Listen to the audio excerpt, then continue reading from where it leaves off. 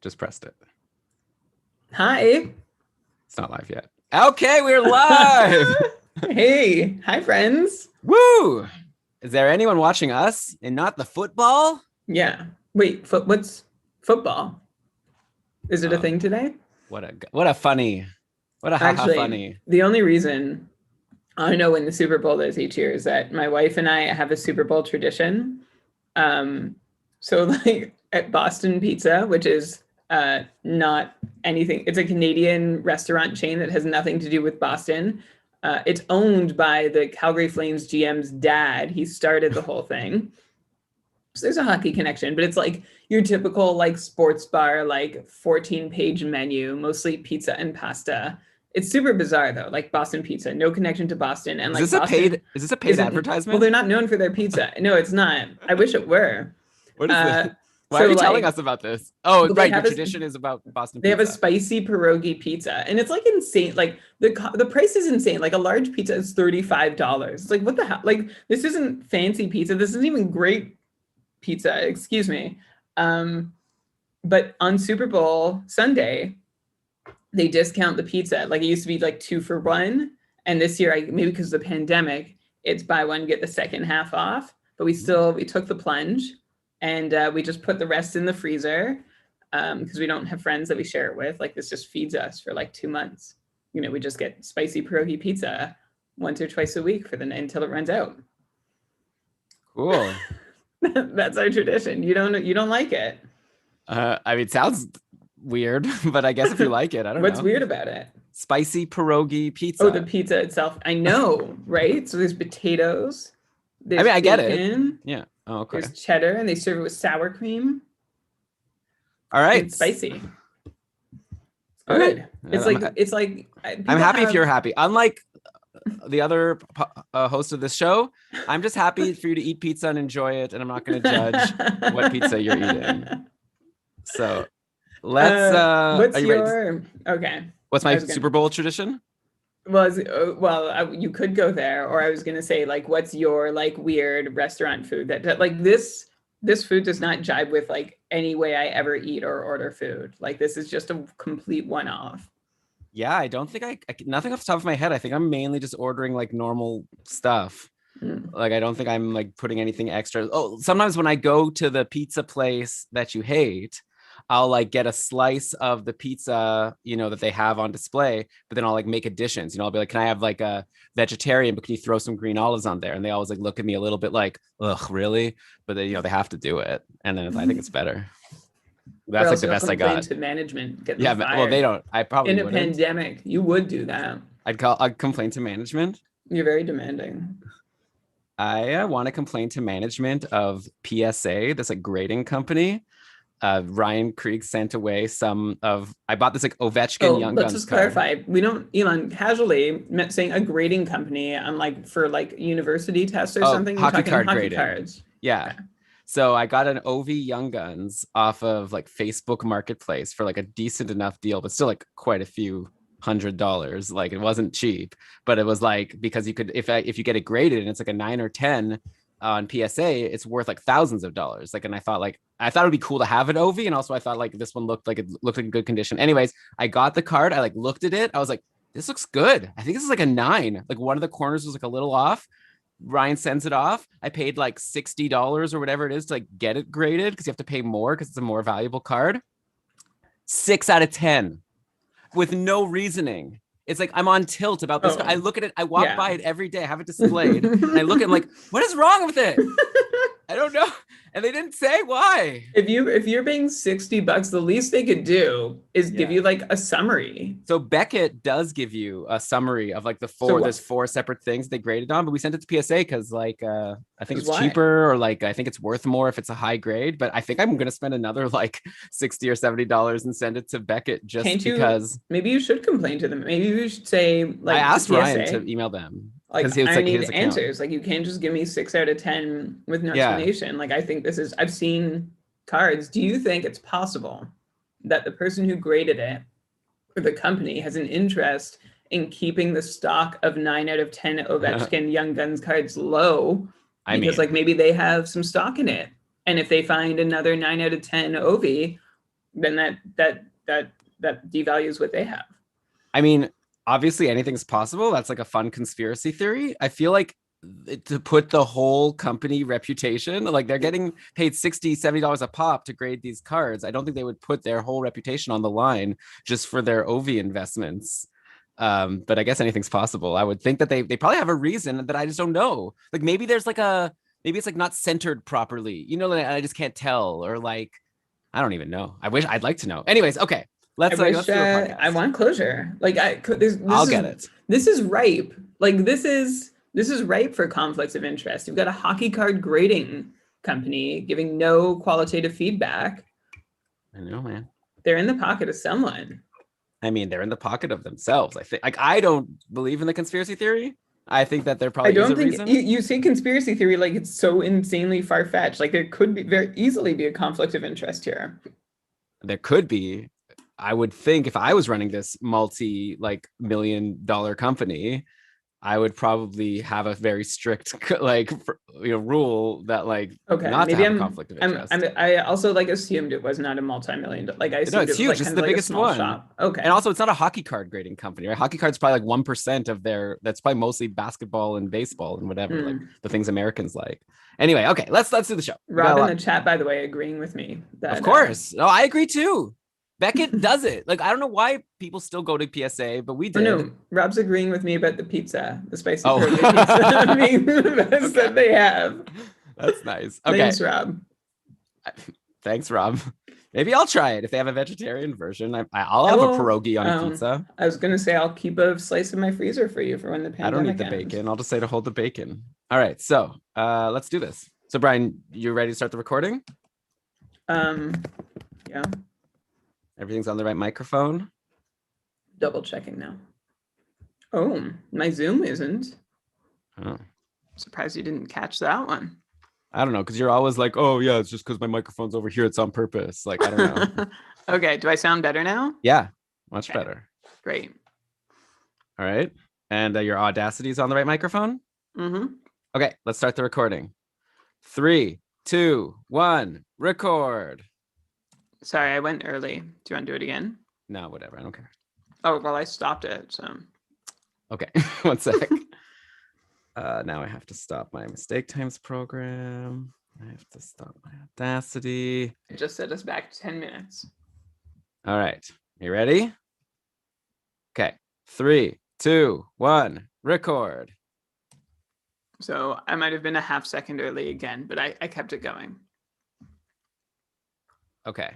It doesn't matter, actually, to be honest, because I have a new technique where I also record on Zoom. And then afterwards, I sync our tracks to the Zoom tracks to make sure that I'm getting a perfect sync. So it's nice to get it close, but it actually doesn't really matter because I'm going to sync it to your Zoom track anyways. Just taking off my headphones for a sec. Okay. So yeah, thanks people for joining. Rob and Joey and Shams. Shams is watching both, right? You said that. Oh yeah, we've got our. At some point, Brian, it's I'm starting to feel like maybe we made him. Oh, you're not listening to me. Well, I'll just tell the listeners. We are wearing these Karlsson jerseys, and he sucks now. So I'm a little bit worried that we're repping the wrong horse here. Brian, did we make a mistake getting these Karlsson jerseys? Oh man, so thanks. Shout out to coolhockey.com who we did an ad for them. They sent us these jerseys. And they're beautiful, by the way. They're gorgeous. But so, Elon, that's not the reverse retro. You got the same one as I did. All right. I don't know. You asked me, but I don't even really know. I actually missed the whole thing. I feel like there was a point in our Discord where everyone was talking about reverse retros and which ones look good and which ones don't look good. And I was like, I don't care about this. And I just ignored the whole thing. Straight up retro, What's a reverse retro? I don't even know what that means. I don't know what it means either. It's they take a retro design and they reverse the colors or something. I'm not totally, or it's a futuristic take on a retro jersey. I don't actually know. I love when any logo or something gets posted and everyone has strong opinions. This one's good. This one sucks. This one's great. This one's bad. And it's who knows? I don't know. It's what do you mean? People have taste. It's talking about food. You can talk. I know. I'm not saying that I'm right. I'm saying there's something wrong in my brain. I just don't get it. It's the logo. It doesn't. I don't care. But I guess obviously people feel strongly about logos. But yeah, I definitely am a little self-conscious and aware that I am wearing a jersey of a player who who wore this jersey, and that indicated the beginning of the end of their career. Like they have like little to no success there. They're going to be looked at like Karlsson could be an albatross in San Jose. That contract's awful. Like it might just be like a really like Karlsson might become a bad word in San Jose. Like people will see this jersey. I'm trying to think of like a similar example. Maybe like a Seabrook in Chicago. He was a hero and then he became an albatross. Yeah, but I'm thinking of like a superstar who like went to a new team and it just didn't work out. A new team. Oh, it's like an Alex Semin Carolina jersey. Yeah. Superstar Alex exactly Semin. Like that. Yeah. But yeah, it's really sure thing. Or like a First Gretzky ballot. St. Well, no, not Gretzky St. Louis. Gretzky was fine. Yeah. Okay, let's start Mike Madonna Red Wings. How about that? So Brian, it's 7:55. We're gonna end this at 9:25. FYI. Math. So we're gonna make this happen. It's gonna be a 90-minute show. Look at you and I with matching jerseys. I thought they were gonna be at least a little different. Okay, I'm ready. Yeah. Yes! Welcome everybody to another episode of the Keeping Karlsson Fantasy Hockey Podcast, the longest running fantasy hockey podcast in the world, hosted by two guys who are a lot like Tom Brady because we've been doing this for a while, but we're also a lot like Patrick Mahomes because we're the freaking best. I'm your host, Elon Dabrowski. With me, as always, the fantasy hockey robot himself, Brian Com. Hi, everyone. That concludes the football portion of this episode. I think we do a good, solid 5 to 7 seconds every year when we record on Super Bowl Sunday. But, this Sunday is just another matchup ending Sunday where so much happened in the afternoon. So all the games are over. We can talk about the finished week, which is very rare. So thank you to the NFL and the Super Bowl and the NHL being afraid of scheduling against the NFL and the Super Bowl for that. I think that there were games scheduled that were postponed. I think there was going to be at least a game tonight, maybe the Minnesota Wild or something. But anyway, doesn't matter. The games are over. I had a really good tweet, I thought, Brian. I was ready for 100 likes because I noticed that this afternoon there were a lot of games where you had a really experienced goalie against kind of a newer goalie in the league, younger and not as much experience. Tomas Greiss beat Chris Driedger over, in that game, Detroit versus Florida. Robin Leonard beat Cal Peterson. James Reimer beat Eunice Corpusalo. So I tweeted saying oh, this is a sign that Tom Brady, I said Wayne Brady almost. Tom Brady is going to beat Patrick Mahomes in the Super Bowl. I thought that was what a great insight. Only 6 likes. I suck at Twitter. It's too bad. But one thing we hopefully won't suck at is covering all of the fantasy action from over the past week. So I'm really excited to get into it. But before we do that, let's of course mention that we are presented by DobberHockey.com, the #1 fantasy hockey website in the world. Articles every day. Frozen Tools is my life. I'm always on Frozen Tools prepping the show. It's just the best. They also have a huge feed of our podcast episodes and a bunch of other podcasts that they're on, including the Steve Laidlaw podcast, which I really like. So yeah, it's all there. It's the best place. DobberHockey.com. But with that, Brian, why don't we just get into things? We could talk about some other announcements and things along the way, but I'd love to just get right into the show and let's talk about some hot streaks and cold streaks. I feel normally we want to talk about injuries and sad news or weird. Let's just get into some happy news. And this is very happy for Bruins fans because the Boston Bruins are having an amazing start to the year. I remember we were kind of concerned. We were oh, Marchand and Pasternak are going to be injured to start the year. Torrey Krug is traded. Maybe the Bruins aren't going to be as scary a team as they used to be. Well, here we are 8 games later. They've won 7 of their last 8 games. They're clearly enjoying having their amazing top line all back together. Take a look at this. Brad Marchand has pointed in all but 1 game in the whole season. He's sitting at 15 points in 11 games. Patrice Bergeron, 3 pointless games on the year, but has made up for it with 3 3+ point games. So he also has 15 points in 11 games. That's an 112-point pace, by the way, for Marchand and Bergeron. Then David freaking Pasternak, 8 points in the 4 games he's played so far with his 3-goal, 1-assist game versus Philly on Wednesday as the highlight. He has 22 shots in those 4 games. Pasternak is averaging 11 cupful points per game. So in our league that we run with our patrons, the Keeping Karlsson Ultimate Patron Fantasy League, if you have a player who's giving 4 points a game, that's rosterable.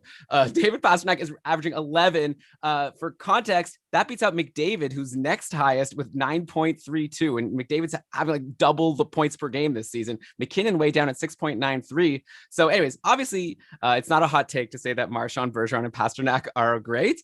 And you'd think there's not much to say. Brian, I've got a couple questions for you that I was thinking. So first of all, Well, we had a question on our Discord server earlier in the week with a Bergeron manager asking if he should try to like sell high, quote unquote, and target of getting Malkin, who we were saying, oh, now might be a good time to trade for Malkin.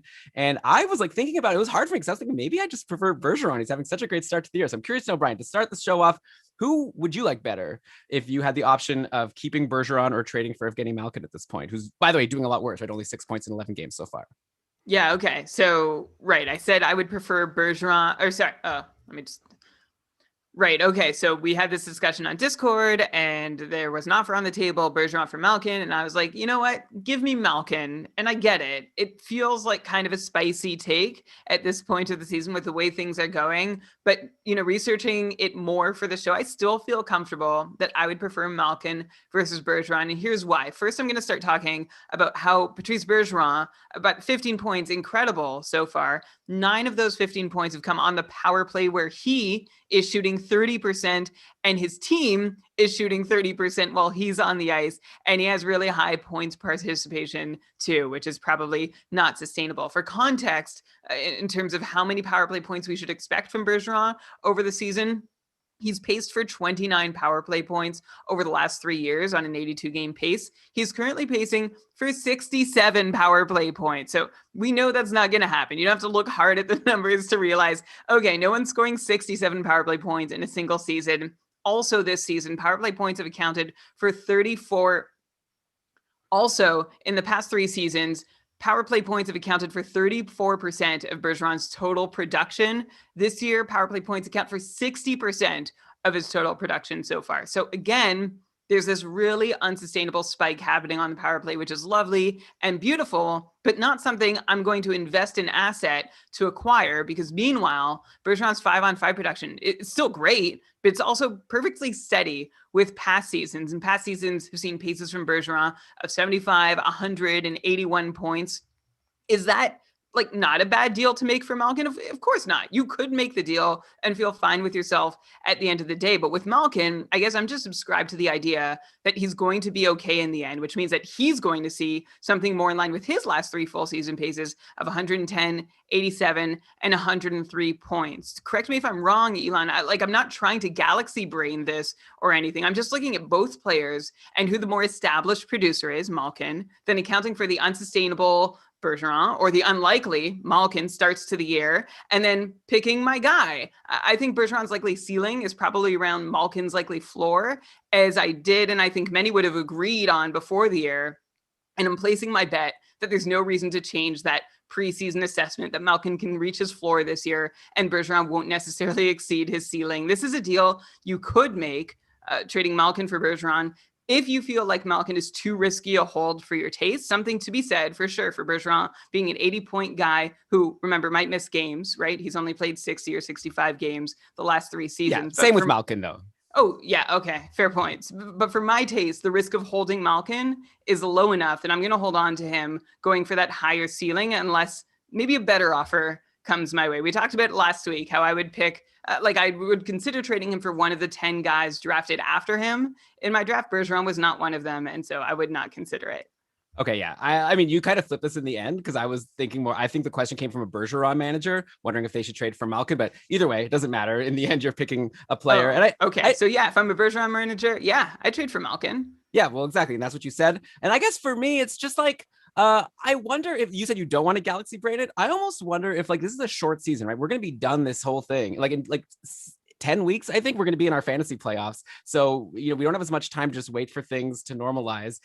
So I think for me, I would almost lean more towards in this season, just sticking with Bergeron. It would be really hard for me. I know we give advice all the time. We're like, yeah, Malkin is going to be fine. So definitely try to trade for him if you can. But then, when we get a question, should I trade Bergeron for Malkin? It's like, well, I don't know. Maybe not. Just hold Bergeron. He's like, you're right. You're doing well. Why mess with a good thing? But obviously, people don't want to just do nothing when they're playing fantasy. They want to hear our podcast and then make some moves. But I don't know. If it was me and I had Bergeron, I just chill and enjoy my life. But I guess you're saying you would try to flip him for someone like Malkin. So everyone has their own taste. Yeah, I would definitely. If I had Bergeron, I probably I would rationally trade him for Malkin, but I also would feel like you just said, things are going well. I don't want to trade my superstar. The juice, that's not necessarily, because if you do take that action and it blows up in your face, that hurts, right? Yeah. And I don't know that I want to put myself in that position. Like I will trade off 10, maybe 20 points so that I don't have something I didn't have to do blow up in my face. Right. Yeah. Especially like if I'm happy with the team I drafted, like why am I messing with something that's working, you know? But I guess it depends how you play, right? And like I'm not a big trader, you know, and I probably have had some players on my team that I drafted. Like I drafted Patrick Hornqvist, who had this amazing start to the year. He hasn't like cooled off, you know, he's had a couple pointless games now. I probably could have like flipped him for someone really amazing, but I held on and, you know, we'll see how it goes the rest of the way. But we're going to bring up a lot of players in this show, you know, either hot streaks or cold streaks and discuss whether you should try to trade them or trade for them. So I think it's something to consider when you're thinking about like how you want to play and if you want to like trade someone who's doing just fine for you. And like speaking of another guy who we had a trade question about for a Penguin, I wanted to mention Charlie McAvoy, who's on a huge run right now, 10 points in his last 7 games. This is basically these 7 games, basically the entire stretch that Matt Grzelcyk has been out of the lineup with his lower body injury. And 3 of those 10 points have come from the top power play, which is a spot that he got when Grzelcyk left the lineup. But the latest news that we've seen from Fluto Shinzawa is that Grzelcyk should be back in the lineup when the Bruins next play on Wednesday. So we had another question on our Discord this week asking about trading the Red Hot McAvoy for another concerning Penguin and Chris Letang, who returned from his injury and picked up an assist versus the Islanders in the 4-3 loss on Saturday. Once again, my advice was to stick with the Bruin and yours was to go with the Penguins. So I hope people find this interesting. Like I know these like people aren't in this exact same situation, but I feel like it's just in general good to get a sense of what we're thinking about these players. Cause like Charlie McAvoy, we were expecting a breakout this year. I thought that it was just gonna be a matter of time before he took over on the top power play from Grzelcyk. Obviously he's gotten it not the way that I was thinking, but it's going to be super interesting to find out if like he gets to hold it or if just Grzelcyk comes right back and steps on there. So with that uncertainty in mind, Brian, are you still saying that you would rather have Letang, who's already had he's already starting to feel these injury concerns? Like, yeah, he came back right away, but I don't know. For me, I'd stick with McAvoy. There's definitely risk involved if you go and take McAvoy. Oh, there's definitely risk involved if you go and take Letang for sure. Like this is not a move I'd be excited to make as a McAvoy owner. I might take it knowing it's a risk, but if you had to just make me pick one of these 2 players between McAvoy and Letang, I would take Letang. And it's not so different a conversation than the Malkin Bergeron conversation. Here, McAvoy's ceiling could be Letang's floor. And McAvoy also has this huge IPP on this maniacal power play that is just going off like nobody's business in Boston so far this season. And we don't know that McAvoy is going to hold that spot. And even if he does, he's not going to keep picking up points at the clip he's been picking them up at. Although I will take the power play. Like if McAvoy is quarterbacking the top power play all season in Boston, I will take him over Letang, but we don't know that's the case. Letang on the other side, super disappointing, but there's still reason to stay hopeful based on past performance, right? This guy isn't nobody. His talent did not disappear overnight. And I think it really just comes down to power play deployment. That's the real question here. It's kind of up in the air for both guys, right? Letang has been rumored to be a trade option for Pittsburgh, and John Marino's in the picture, and now Pierre-Olivier Joseph might be in the picture. So he's got that to worry about. And then Boston, McAvoy has Grzelcyk to worry about, who I think will come back into the lineup and take back that top power play quarterback position. And honestly, I don't think it matters who is in that position all that much. I don't think the power play is going to be more or less successful by a substantial amount, whether it's McAvoy or Grzelcyk. And if Grzelcyk stinks, then yeah, McAvoy will get a turn, but I just don't know that Grzelcyk will be bad enough up there, that things will go poorly enough that they're going to turn to McAvoy. That's just my hunch. Yeah, I don't know. I guess I have the opposite hunch, but these are just hunches. So there's no way to know. Like the way I see it, it's like they, you know, this whole reason that Grzelcyk was there was apparently his handedness or whatever. He had the same handedness as Krug, but now we're seeing that it's going just fine with McAvoy. So why not put your actual stud, like future defenseman, make him a superstar, you know, sell more tickets? I don't know. Like, it's like McAvoy's great. Like, why replace him with Matt Grzelcyk? Come on. Anyway, so Grzelcyk is not the only player who's expected to return on Wednesday. Jake DeBrusk is expected to return. Not huge fantasy news right at this point. I think we're over Jake DeBrusk. I think the big impact here would be is if he bumps Nick Ritchie from the top power play, because Nick Ritchie's actually been doing something. So if you have Ritchie, I would definitely be watching to see if he's still going to hold that top power play spot, because if he doesn't, then obviously he loses a lot of his value. Okay, so another guy who missed the start of the season and has looked really good since returning is Mikael Granlund, who has now played. Elon. Yeah. Did you not want to talk about Pasternak? Oh, I didn't talk about Pasternak? No. Oh, oops. Okay. I mean, you can begin the same way another guy who's missed time this year. Or I you forgot could, even that I had that question about Pasternak. Okay, that is a fun question, isn't it? I mean, I Okay, don't have a great answer, but you can ask it. we could skip it. I could just keep going. I I don't know. mean, I'm okay to talk about him. Okay, so let Why me don't just you go give him from. some I don't think. kudos? And right, I of course also want to talk about. Okay, so what was I saying? Let By me the see. way, I told you in the Zoom chat. I guess you're not looking there. Show me what? Oh, I'm not looking at the Zoom chat. I have the R chat going. Like Discord? No, I have the chat of the YouTube video Oh, okay. open. I will put my next note there. Okay. Okay. Okay, sorry. What was I saying? Okay, so worth watching. See if you. So yeah. So yeah, I'm not extra interested in Jake DeBrusk at this point. I think we know that he's not going to have much fantasy value. We haven't seen much, but I think the big impact here is if Nick Ritchie gets bumped from that top power play, then he becomes someone that we're a lot less interested in. While right now he's been looking really good. Okay, and then also I still want to keep the Bruins talk going because we have to talk about David Pastrnak and this amazing start. I brought up how he's like ahead of McDavid and Draisaitl and everyone in Cacupful points per game through his, only 4 games. He was actually ahead of McDavid and Draisaitl in Cacupful average points per game last season as well. So, but I'm just curious. This thought came to my head. Like, if we, for some reason, started a new season like right now, like let's say we were drafting a league just for the rest of this season, is David Pastrnak like the clear, maybe not clear, but is he like the person that you'd take first overall? Because now it's like this season and last season, he's averaging more than McDavid. It seems so hard to not go with McDavid. He has 26 points in 13 games after another 2-point outing in the loss to Calgary on Saturday. But man, David Pastrnak, anyone who got him late in their drafts because he was going to miss like what turned out to be like 2 weeks, like what a steal. This guy's insane. Well, Elon, first let me talk about the other David in Boston. David Creighton. No, I'm just kidding. Well, we can talk just about Pasternak this episode. The numbers he and his line are putting up, especially on the power play, as I've mentioned, are just so freaking silly enough that I'm not going to assume they stay where they are all season. But of course, also not so silly for someone like Pasternak, who is this legit a player. If you're asking me where I'd want him, I mean, you talking about his 11 point whatever cupful points per night is wild, right? That doesn't happen. So like that makes him really enticing, but I'm not, if he was healthy, like he was picked somewhere like 13th overall in the Cupful this season, according to our ADP, which by the way, you can see over at cupful.com, kkupfl.com, which is our new website with all kinds of Cupful stats and trivia and like manager reports. It's a really crazy spot and we hope you check it out. I was saying that, yeah, Pasternak was drafted deep. If he was healthy, he would have been a top 5 pick, right? So the others are McDavid, McKinnon, Draisaitl, and Matthews in my top 5.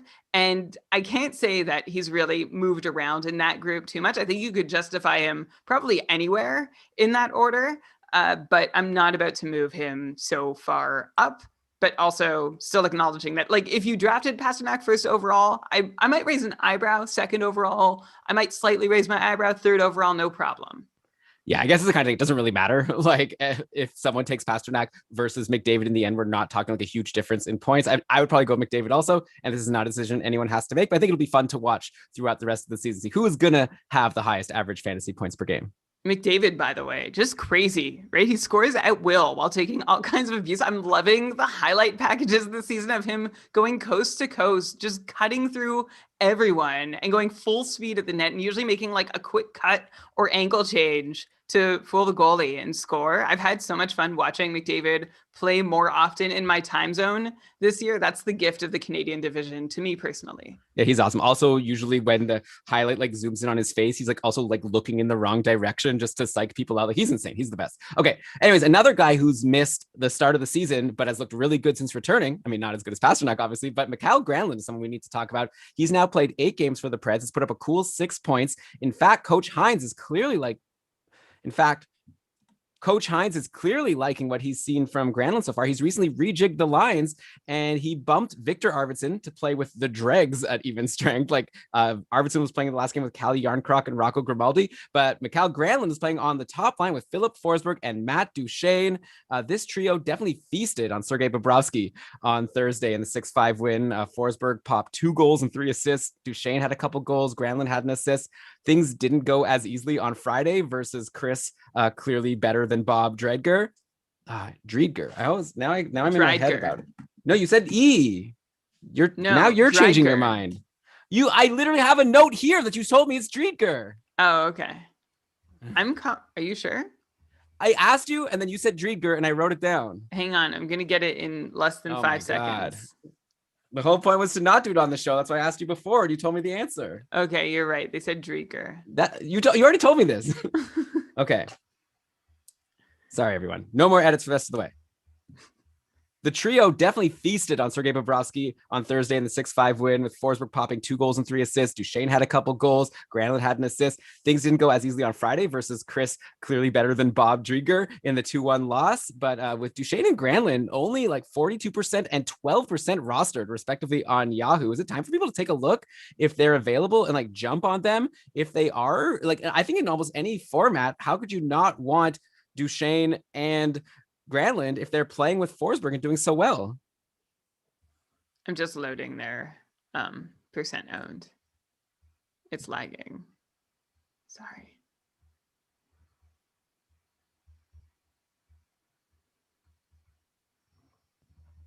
Okay, now we're going to say to end the show at 9:35. Hey, Lewis. Yes, okay. Okay. I guess I need to select them. We're up against the Super Bowl here. We have to be. I feel like we have to go. Okay, here we go. I got Duchesne. I got Granlund. Here we go. They're coming.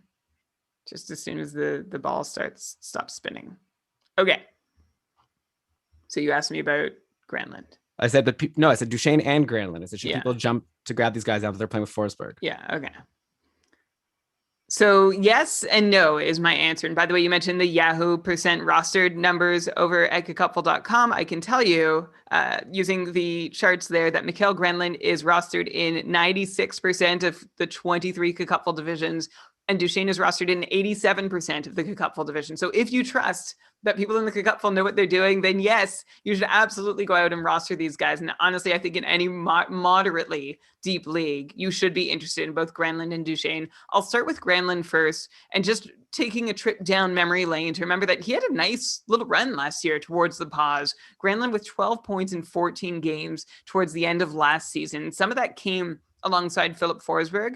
I think the headline here might just be that Granlund continues to be the number 1 centerman in Nashville. He quietly led the team in average 5-on-5 ice time last season and is still their most used centerman this year. But I'm also going to sort of flip the question here a little, because I think you're burying the lead here, Elon, which is that Philip Forsberg is seeing a career high 14.5 minutes per night of time on ice. Remember in the episodes we ran leading up to the season, Forsberg was considered by us to be a disappointment in 1920 when we hoped for a bounce back, and it just never came. And one reason was that the Nashville power play continued to suck, as it continues to do. That's a whole other story. But the main reason was that Forsberg was still seeing this really pedestrian deployment. He actually saw fewer minutes in 2019-20, seeing barely 13 minutes a night at 5-on-5. And that put him like barely in the top 100 forwards for average ice time. Meanwhile, his 5-on-5 point rates were up in the top 20 alongside guys like Mitch Marner. But Forsberg saw so much less ice than the rest of that top group, the top scoring group, that it was hard for him to get hopes up above 65 points just by virtue that they had the time to work with. He didn't. Well, this year, Forsberg is now seeing that career high average of 14.5 minutes a night, a 90-second improvement from last year, and just 30 seconds less than Mitch Marner was seeing last year. So we're getting there. He was the sort of bellwether that we used to make the analysis going into the season. And it's nice to see that Philip Forsberg is making the most of it, which of course showed in that performance you talked about: 2 goals, 3 assists, 5 points, and 8 shots this past Thursday. 11 points in 11 games isn't sustainable for Forsberg, but 11 points in 11 games still isn't sustainable for Forsberg, but with even an average power play, this should be enough to get him to 70 points. So I just want to revise that preseason projection now that we're seeing him actually get minutes. Of course, that's a big if about the power play. We'll see if Nashville can finally figure it out for the first time. And we're going on 3 years now that the Nashville power play has been a disaster. Anyway, you asked about Mikael Granlund specifically. I think a 60-point pace is possible for him, especially considering he's already hitting it with some favorable variance, but with no power play points. And Matt Duchesne, I'm not going to go deep on. I'm just going to say same story to Granlund, doing well so far, nothing happening on the power play. And that whole top line is shooting barely 6% at 5-on-5 when you should expect them to shoot somewhere in 8 or 9% at 5-on-5. So there's a chance that they can really get going even more than they have been already. It's going to be a storyline to watch to see just how good this group of players, Granlund, Duchesne, and Forsberg, who've underwhelmed us for a little while now, can actually do this year if things finally start bouncing their way. Yeah, I think that, how about this as the easy advice? If you're not sure if you should add Duchesne or Granlund if they're available, like Nashville plays Monday, Tuesday this coming week, and Thursday and Saturday are super busy days. So like if you could get players playing on days not Thursday and Saturday, you probably want to go for them. So if you're in a league where you can stream, by the way, you could get all this information on the Stream Scheme podcast by Dave Betton. I was like loving it. I think this was his best ever episode. I was laughing at parts. Anyways, he like digs into the schedule and looks like who you should add just for the next week. And he correctly pointed out that Nashville has a good schedule because they play Monday, Tuesday. They are against Tampa, so they might not be the easiest games to score goals for. But anyways, if you have one of them available, Brian, in our league, the Fantasy Hockey Trades League, we added Matt Duchesne out of free agency, and I'm happy to have him for Monday, Tuesday. Then we'll reassess. So do that. It seems like if they're on the top line with Forsberg, even if Forsberg is a little bit unsustainable, it's a good spot to be. And also, please, sorry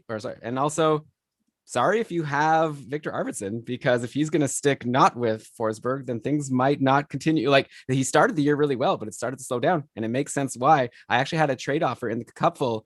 Someone offered me who was it? Oh yeah, it was Arvidsson for my Jonathan Marchessault. And I thought about it because Arvidsson was having a better start to the year. I'm really glad that I ended up saying no. I've said no to so many trade offers this year, Brian, like some crazy ones. Started to think that's my best skill because all of them were ones that in hindsight, I was happy I didn't accept. The most recent one that I don't know yet is I was offered Pettersson for Mika Zibanejad. So I'm going to find out at some point if I was smart or dumb to not accept that one. But anyway, enough about myself. Let's go to the Nashville Net. I actually wanted to talk to you about them. I'm expecting you to do a bit of a victory lap here because when we did the Schmore Goalies Board episode, you were saying that you think that Pekka Rinne and UC Saros will maybe get even time. Like you thought Rinne still has something. And I was like, come on, Brian. Like Rinne was terrible last year. He's already 38 years old. Like forget about this guy. He's just a backup.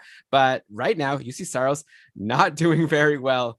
Like it was Saros in net for that crazy 6-5 game. And then Rinne came in the next. Oh, by the way, Saros got pulled, and then Rinne was in the net for a comeback win for Nashville on Thursday versus Florida. And then Rinne got the start on the Friday game and was really good in the 2-1 win, or sorry, it was a 2-1 loss. But either way, you know what I'm saying. Saros sits with an 893 save percentage in his 7 games right now, and Rinne has a 902 in 6 games. So neither has been great overall, but Rinne is starting to come on in these last couple of games versus Florida. To me, like I see this as an opportunity to get Saros for cheap if you're in a league where it's hard to find goalies and he's rostered by someone who's probably really frustrated and nervous that Rinne is going to start stealing starts. But I have a feeling you're going to want to take a victory lap here and say that you think that Rinne is going to potentially steal more starts. I'm curious to know your thoughts here. Yeah, victory laps aren't my style, Elon. I've never feels good to say I told you. So I want you to be right more than I don't know why I'm trying to be so kind here. I'm very happy about this. What people don't know, before we recorded Schmore Goalies Board is Elon and I had a 2-hour call where we hashed out all of our goalie tiers before the episode because we didn't want to be arguing for the entire episode because we know that it's contentious. And this was one situation that we talked, like you tried so hard to move me off this position that Pekka Rinne was a clear number 2 and that there was no way he was going to be in a timeshare. So yeah, I am pretty happy to see that I was kind of right, but I'm not going to take a huge victory lap because what I'm seeing in their 5-on-5 numbers is that UC Saros has still actually been the better goalie this year, which I didn't say was impossible either. I just had pointed out that Rinne didn't seem totally done, and Saros has shown himself to be fairly inconsistent, which shows up in his 43% quality start percentage this year. But to be honest, Rinne's rote counting numbers aren't any better, just 50% quality starts, just a 902 save percentage. So he's not proving himself to be anything. And if you account for the difficulty of the shots they faced at 5-on-5, UC Saros is playing like a smidge above average while Pekka Rinne is missing it by not a ton, but by a little. So Saros should still get the bulk of the starts going forward if they both play up to the abilities we've seen so far. But I don't think he's running away with that number 1 job because of this rocky start. Yeah, that's fair. Like definitely I'm not saying to give up a lot for Saros, but if he's been dropped in your league, If it was me, I would probably grab him if I needed a goalie. So I guess it's impossible to predict with goalies, but let's try anyways and talk about another goalie situation. I already kind of brought it up, the situation in Florida where things have really started to flip. Like going into today's game versus the Red Wings, Sergei Bobrovsky was sitting on a dreadful 891 save percentage in the 4 games he's played. He still has a 3-0-1 record, so that just shows how good Florida has been offensively. But his counterpart, Chris Driedger, also had a 3-0-1 record going into today. They did lose today, so I'll update that. But he had a 942 save percentage also going into this game against the Red Wings. But yeah, Thomas Greiss got the win over Driedger today. Driedger stopped 35 of 38 shots, still a 921 save percentage. So he has sparkling numbers, even though he took an L. I don't think Joel Quenneville is the type of coach that's gonna be like, oh, he lost, so clearly now we need to go back to Bobrovsky. Like, I think it's starting to become super clear that Chris Driedger is just straight up better than Bobrovsky right now. And I'm curious to know, if you had Bobrovsky in your league, is there like a reason to hold him? I feel like, again, like we were talking about with Malkin and Bergeron, it's a short season. Like, you can't just like let weeks and weeks go by waiting for your player to do better. I think at this point, maybe it could be a tandem, or maybe Driedger is just going to take over as a starter. But either way, I can't imagine myself holding Bob. Like, I can't even imagine myself holding Robin Lehner at this point in a lot of leagues, considering that Marc-Andre Fleury is getting so many starts and Lehner hasn't been like so amazing. So there's no way I'd be holding Bobrovsky at this point. Me neither. It's funny. I had Leonard in my notes too about whether like either of these guys are worth rostering. I was going to say not really. Anybody in a 50-50 timeshare. I mean, it depends on your categories, of course, but it's not a great situation for anyone. And Robin Lehner is case in point, who I think is one of the best goalies in the league, but I don't want to own him this year. I don't want him on my roster. But let's talk about Driedger for a minute and just extol his virtues, because he has been very good and Bobrovsky has been very bad. There are 100 goalies he has been very good and Bobrovsky has been very bad. There are 49 goalies who have seen more than 100 unblocked shot attempts this season at 5-on-5. Chris Driedger ranks third amongst them in Delta Fenwick save percentage, which is our favorite measure to decide how well a goalie is doing compared to what you should reasonably expect, given how difficult their body of work is in the shots they're facing. So Driedger ranks third out of 49 goalies. Bobrovsky ranks 43rd out of 49 goalies. So this is not a close race at all. This is a tale of two very different goalies so far this season. The thing about Driedger, I guess, that's exciting, is that he's this unknown. He's been bumping around for a while, but has never really gotten any kind of shot up until late last season. He made his debut as a 20-year-old with Ottawa back in 2014-15, but only had 95 career minutes played and no NHL starts up until last season as a 25-year-old with Florida. Fun little Driedger fact, if you want to impress any of your friends, he played 55 shutout minutes over 2 appearances over 2 years to begin his NHL career. So there were some early returns that were really great for him. Now Driedger is building a resume now that he has an opportunity, and is a career .935 in 19 appearances with an 80% quality start percentage.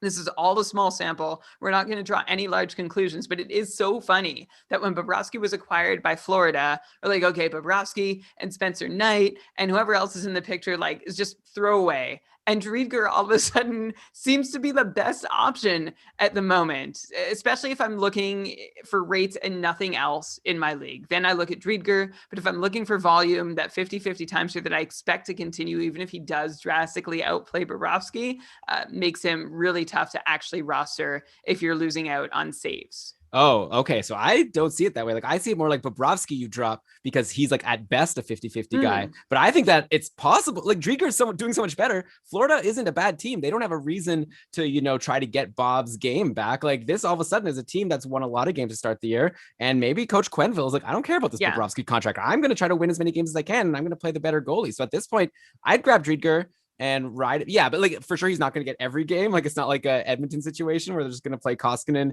like every single game until Mike Smith is healthy. But I don't know. I'd be interested in having Driedger if I could get him.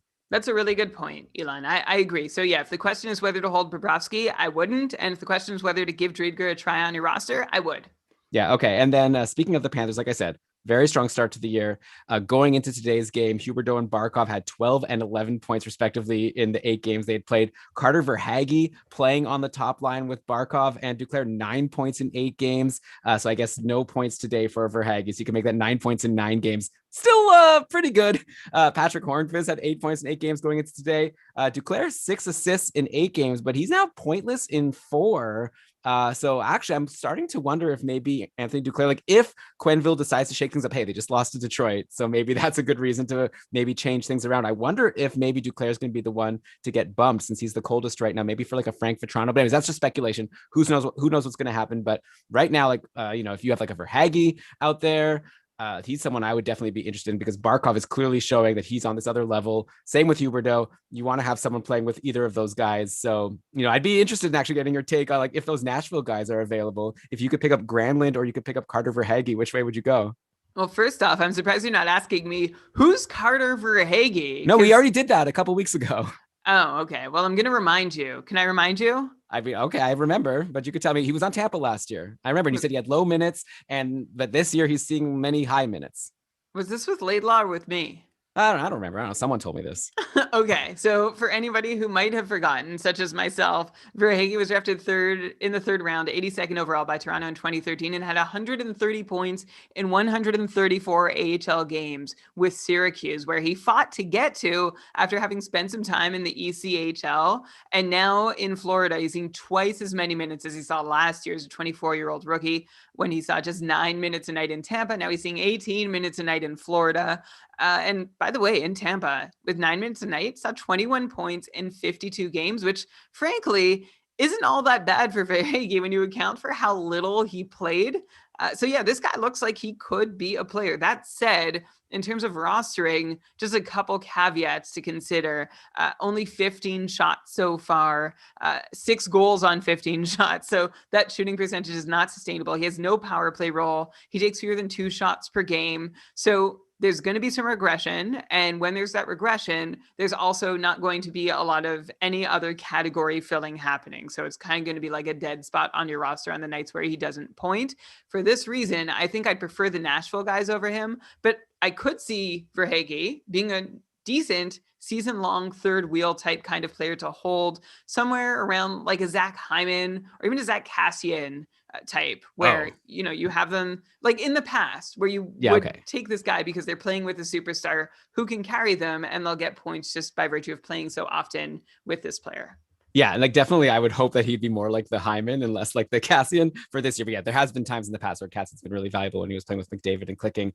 Today, Verhaeghe, like no points, like I said, but 3 shots. So maybe he is changing that part of his game in 18 minutes and 42 seconds of ice time. That's not what we expected from a guy who going into the season, we were definitely like, who is Carter Verhaeghe? But okay, let's take a sec. We've got a lot more hot streaks to get to, and then we'll do some injuries and outjuries. We'll go to the Habs next, but I actually want to take a second right now and thank a sponsor for this week's episode of Keeping Karlsson. Those are our friends over at Fantalytica. It's a brand new sponsor for the show. It's a brand new site. It's pretty cool. It's a hockey analytics platform for deep dynasty and keeper leagues. Whether you're preparing for your annual entry draft, drafting for the first time in a new league, or evaluating daily trading, Fantalytica can immediately help you target the right prospects for your team. They go a step further than other prospect researching tools. Fantalytica lets you directly input your fantasy scoring rules into the platform so you can get a unique prospect projection for your league. And Brian, as you know, evaluating NHL prospects is hard. I don't think we're especially great at it. We've had some ringers come on the show like Victor Nuno to help us with this. But evaluating NHL prospects for your dynasty league is even harder once you have to account for all the different categories. So that's where Fantalytica comes in. Instead of spending hours preparing for a draft, you can hop on fantalytica.ca and immediately find the top prospects to target. Why don't you go from here? I don't know. Okay, sure. Is it weird if I just be like, okay, I'll do one more sentence. No, I can do okay. it. All right, go for it.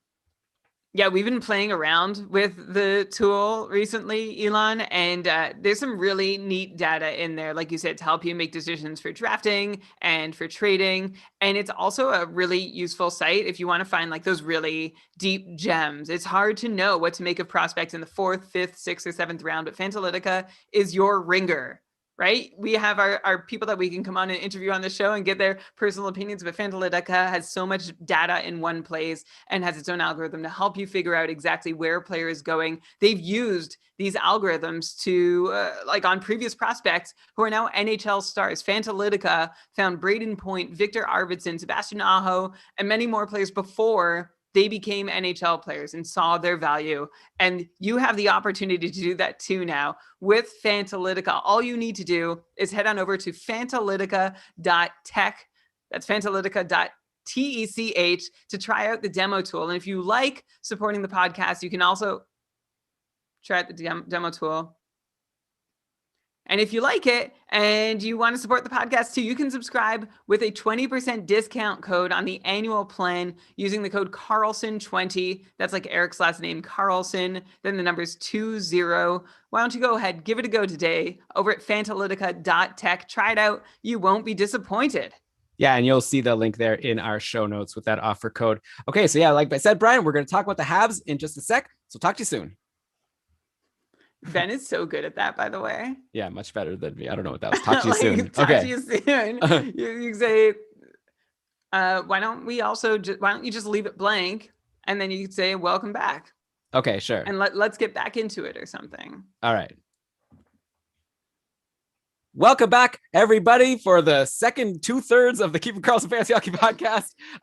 Like I said, a lot more hot streaks to go to, and I want to go to the Montreal Canadiens right now. I know we've been here before. We've been just like gawking at how many players are doing so well on this Habs team, but I don't think we've really dug into the top line, which I know you like to argue with me about which line is the top line in Montreal, but I'm going to call it the top line of Nick Suzuki, Jonathan Drouin, and Josh Anderson, and see like if is what they're doing actually for real, because this is really fantastic. Like Suzuki is straight up looking like a superstar. He's got 12 points in 12 games as a 21-year-old. Like you don't see that very often unless it's from someone who's like a first or second overall pick, but Suzuki is just doing this phenomenal job. We knew he'd be good after his solid 47-point pace rookie season, but his ice time is way up and he seems to be like on a completely different level at this point. Then we have Josh Anderson, who people kind of like freaked out about when the Habs gave up Max Domi and a pick for him and then signed him to a 7-year, $5.5 million per year deal. Like I remember a lot of like whining about how like the pick should have gone the other way. It's like, why is Montreal giving up a pick to get Josh Anderson? Like now, if you look at it now through 12 games, yeah, like Max Domi scored a goal today, but Josh Anderson is looking great. That contract, yeah, it's long, but $5.5 million a year for someone who has 10 points in 12 games is definitely a very nice contract if he could keep this up. So yeah, like good job to Bergevin on that deal, at least 12 games in. And then you've got Jonathan Drouin, who's of course a level behind these guys, but still worth rostering in a lot of leagues. He's got 7 points in his last 8, playing on this great line. He's on the top power play. So here's my question, Brian. If you have Suzuki or Anderson, like either in a 1-year league or in a keeper league, like is this a situation where you just ride the wave, or are you seeing a reason to think that these guys are overperforming and now would be like the time to sell for really top end pieces? Like a lot of leagues have like Habs fans. Like I feel like if you're in a dynasty league and you've got Nick Suzuki right now, you could probably get like someone really amazing for him. So I'm just curious to know, is what he and the rest of his line mates, is what they're doing like for real, or do you think we're about to see some major regression? It's a great question, and obviously it feels like it's hard to read. And I think we talked about this last time we talked about the Habs. It's hard to read that North Division just to understand exactly how much of this is affected by the lack of defense that exists in the division. But I'm just going to try and assume that the North Division is somewhat representative of NHL talent. And I guess if you're just looking for this season, it doesn't even matter. Okay, to the actual analysis. Last time we talked about Montreal, I mentioned that thing about how maybe a Habs player can get above 65 points and maybe even 70 and maybe more than one. And then I was chatting with Short Shifts Ben on our Discord server the other day, and he brought up a really good counterpoint to this. And he said, look at the Montreal minutes, see what's happening to Suzuki and Anderson. It was specifically about Brendan Gallagher, but what... I just want to start. Can I just start this answer over? Yeah? Okay, great. You do you. Okay. Okay, now we're going to say 9:35. 9:40 Oh is my okay God. to end the show. Elon. I just want to keep it up in my mind. My goal for the show, my one goal is to keep it at 90 minutes. I just have to adjust it in my head. Okay. Okay. So last week on the show, we talked about how Brendan Gallagher could maybe do better than 65 points because of the way Montreal is looking and how offensive they are, and that maybe more than one Montreal Canadian can get to that mark, which we didn't think was possible before the season started. And then there was a discussion on our Discord server about Brendan Gallagher versus TJ Oshie and Patrick Hornqvist and ranking them. We had a great chat about it. Ben and I were in there, and short shift Ben, of course. And Ben brought up a really good counterpoint about my feelings about Gallagher that apply to all the Montreal Canadiens. He said, look at Brendan Gallagher's minutes. He's down nearly 2 minutes a night at 5-on-5 compared to last year. And sure enough, I looked at the Montreal Canadiens minutes of like all their forwards, Nick Suzuki, Tomas Tatar, Brendan Gallagher, Philip Deneau, all at 5-on-5 playing about 12 or 12 and a half minutes a night, which is ludicrous. We were upset with Philip Forsberg playing 13 minutes a night. These guys are playing 30 to 45 seconds a night, less than that at 5-on-5. And to really illustrate that point, Nick Suzuki, who leads Montreal in 5-on-5 minutes per game, ranks 113th in the entire NHL in that category. Then you have Josh Anderson, Jonathan Drouin playing 11 and a half to 12 minutes a night at 5-on-5. Then Tyler Toffoli playing fewer than 11 minutes a night with Kotkaniemi and Arturi Lehkonen. So Montreal is playing this top nine so evenly that even if they have become a more offensive team and Nick Suzuki and Brendan Gallagher have true NHL game-breaking superstar talent, I don't know either of them can really take advantage of it in the limited minutes they're getting. Also keep in mind that Montreal splits their power plays too. So it's not like you even have someone seeing a 70% share of the power play minutes, even if they are getting shorted a little bit at 5-on-5. So can anyone in this circumstance get 70 points? I'm going to revise my take from last week and say, I don't think so. No matter how good you are, 12 and a half minutes a night and a 50% share of power play time generally is not enough to get you all the way to 70 points, let alone 80 or point per game. Suzuki looks like a legit player, looks like a point per game player in a context where he'd be allowed to be one. But I don't think that's going to be there. So far, his production looks pretty clean. There's some high variance there. So I'm really excited about him as a player. But I go back to the take I've had about Montreal for the last couple of years, which is that, man, it's just going to be a really hard place to produce because there's so little opportunity being handed out. Nobody gets superstar deployment. So I don't know that anyone can put up superstar production. Huh. Yeah. And it's weird because they all are right now. Like the numbers I are high, know. which is, I guess, so is that yeah. like a North Division thing? Yeah, well, exactly. That's the thing. Like, that's why I was asking. Like, maybe in a dynasty league, now's the time where you can get. And again, don't like make a dumb trade. Obviously, like these guys are awesome, but now they might be looking a little better than they will be. Like maybe Suzuki's value is at what potentially its highest peak right now because next season it's not going to be North Division playing against Vancouver and Ottawa for so many games. So something to think about, anyways. But there's another Hab, by the way, who's definitely been crushing it this year and probably overperforming. And Jeff Petrie, he's got 14 points in 12 games. He's a super stud. Like obviously you'll say that he's overperforming, but there is also a Montreal Canadiens player, the one who's actually the highest rostered on Yahoo, and he's actually the most disappointing of all of these guys, in Shea Weber. He only has 3 points in his last 8 games. Brian, you just traded Shea Weber in the couple like yesterday. And specifically, you told me as you were trying to make that trade over the last few days, like, I want to try to trade Weber before Sunday's show because I'm going to say some concerning things about Weber on the show. So here you pulled it off. And now I'd like to hear your thoughts. Yeah, I did. I really didn't like what I was seeing from Weber. First, Elon, before I get to him, I just want to mention, I thought before you got to Petrie, you were going to mention Josh Anderson, or maybe you did earlier and I just missed it. But for anyone wondering if he can continue what he's doing, 21% shooting percentage at 5-on-5, but still at least looks like a guy we hoped could be a 55, 60-point player, filled a few different categories, which is great.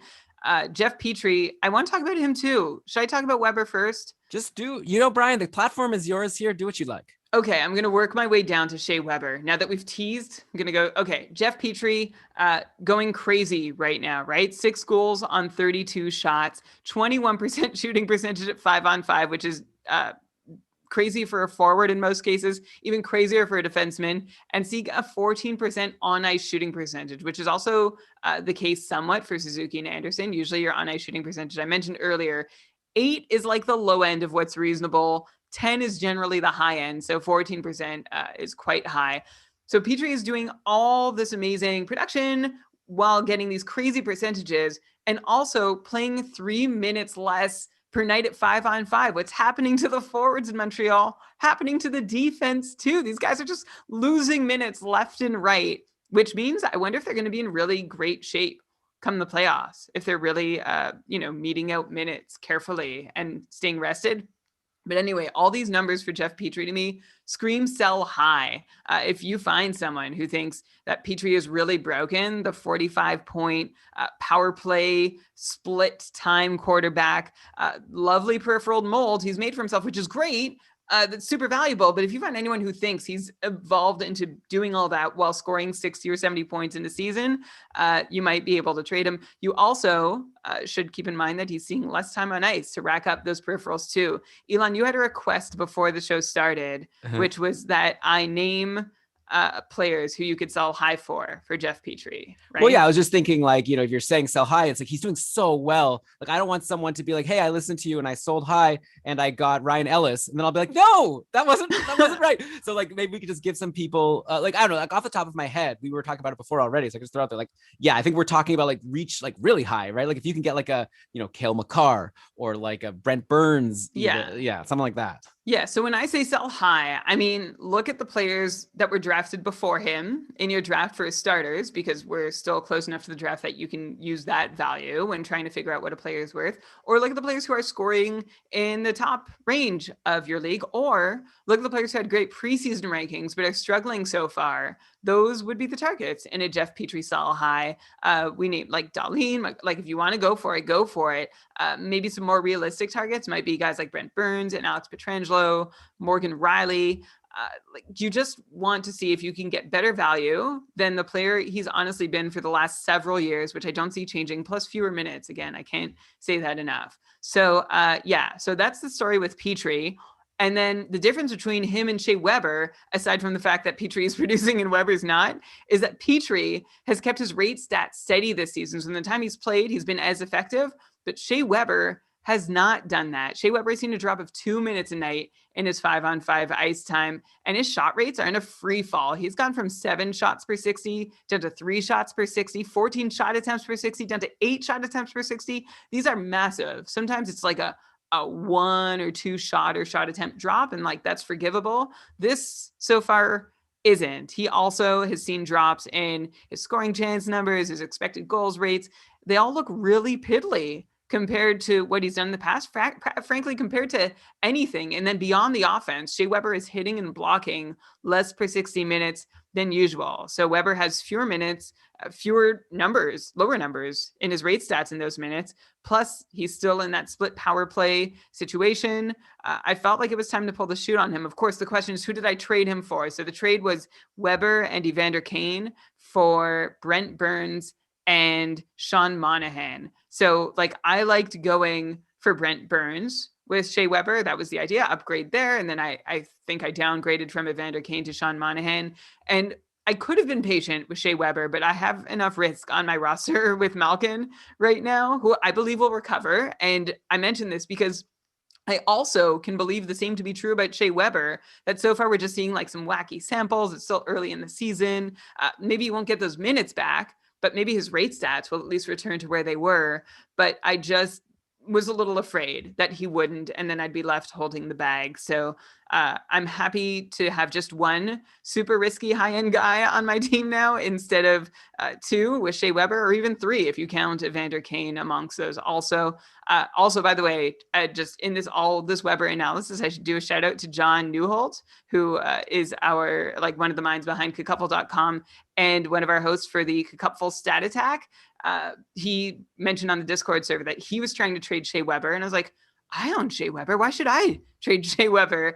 And because he hadn't really jumped off the page as doing badly so far this year. He'd been doing enough to keep me satisfied, but it was just like, this is a reminder to never get complacent with your players. I mean, maybe Weber's going to be fine in the end, but usually I look at the guys who are underperforming on my roster and then I try to trade them, which obviously never works. Like, people hate playing with me sometimes for that reason. Like, here's this garbage guy who I've given up on. Don't you still believe in him? But also make sure you're checking your overperformers and also your average performers too. Shea Weber was totally flying under my radar as a guy who wasn't delivering what I expected him to be delivering when I drafted him, but I just hadn't noticed yet. It hadn't totally shown up in his numbers. Hey, well, that's why you're listening to this podcast, right? We're trying to shine a light on it. And let me tell you another player that you may want to look at jettisoning off your team. This might have to be a drop. I don't think you're going to get anyone to trade for Thomas Tatar, who has only 1 assist in his last 6 games. He started the season with a blazing 6 points in his first 6 games.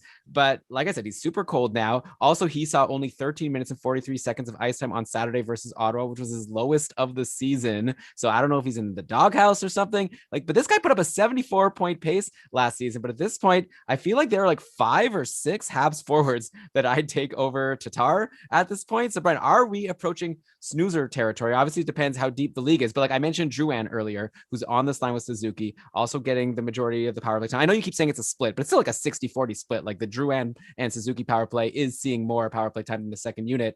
So I kind of think like if I had Tatar and I saw Drouin in my free agency, I'd probably make that swap, which sounds like it would have been crazy going into the year. But at this point, why not go for the guy on the better line and on the better power play who's producing?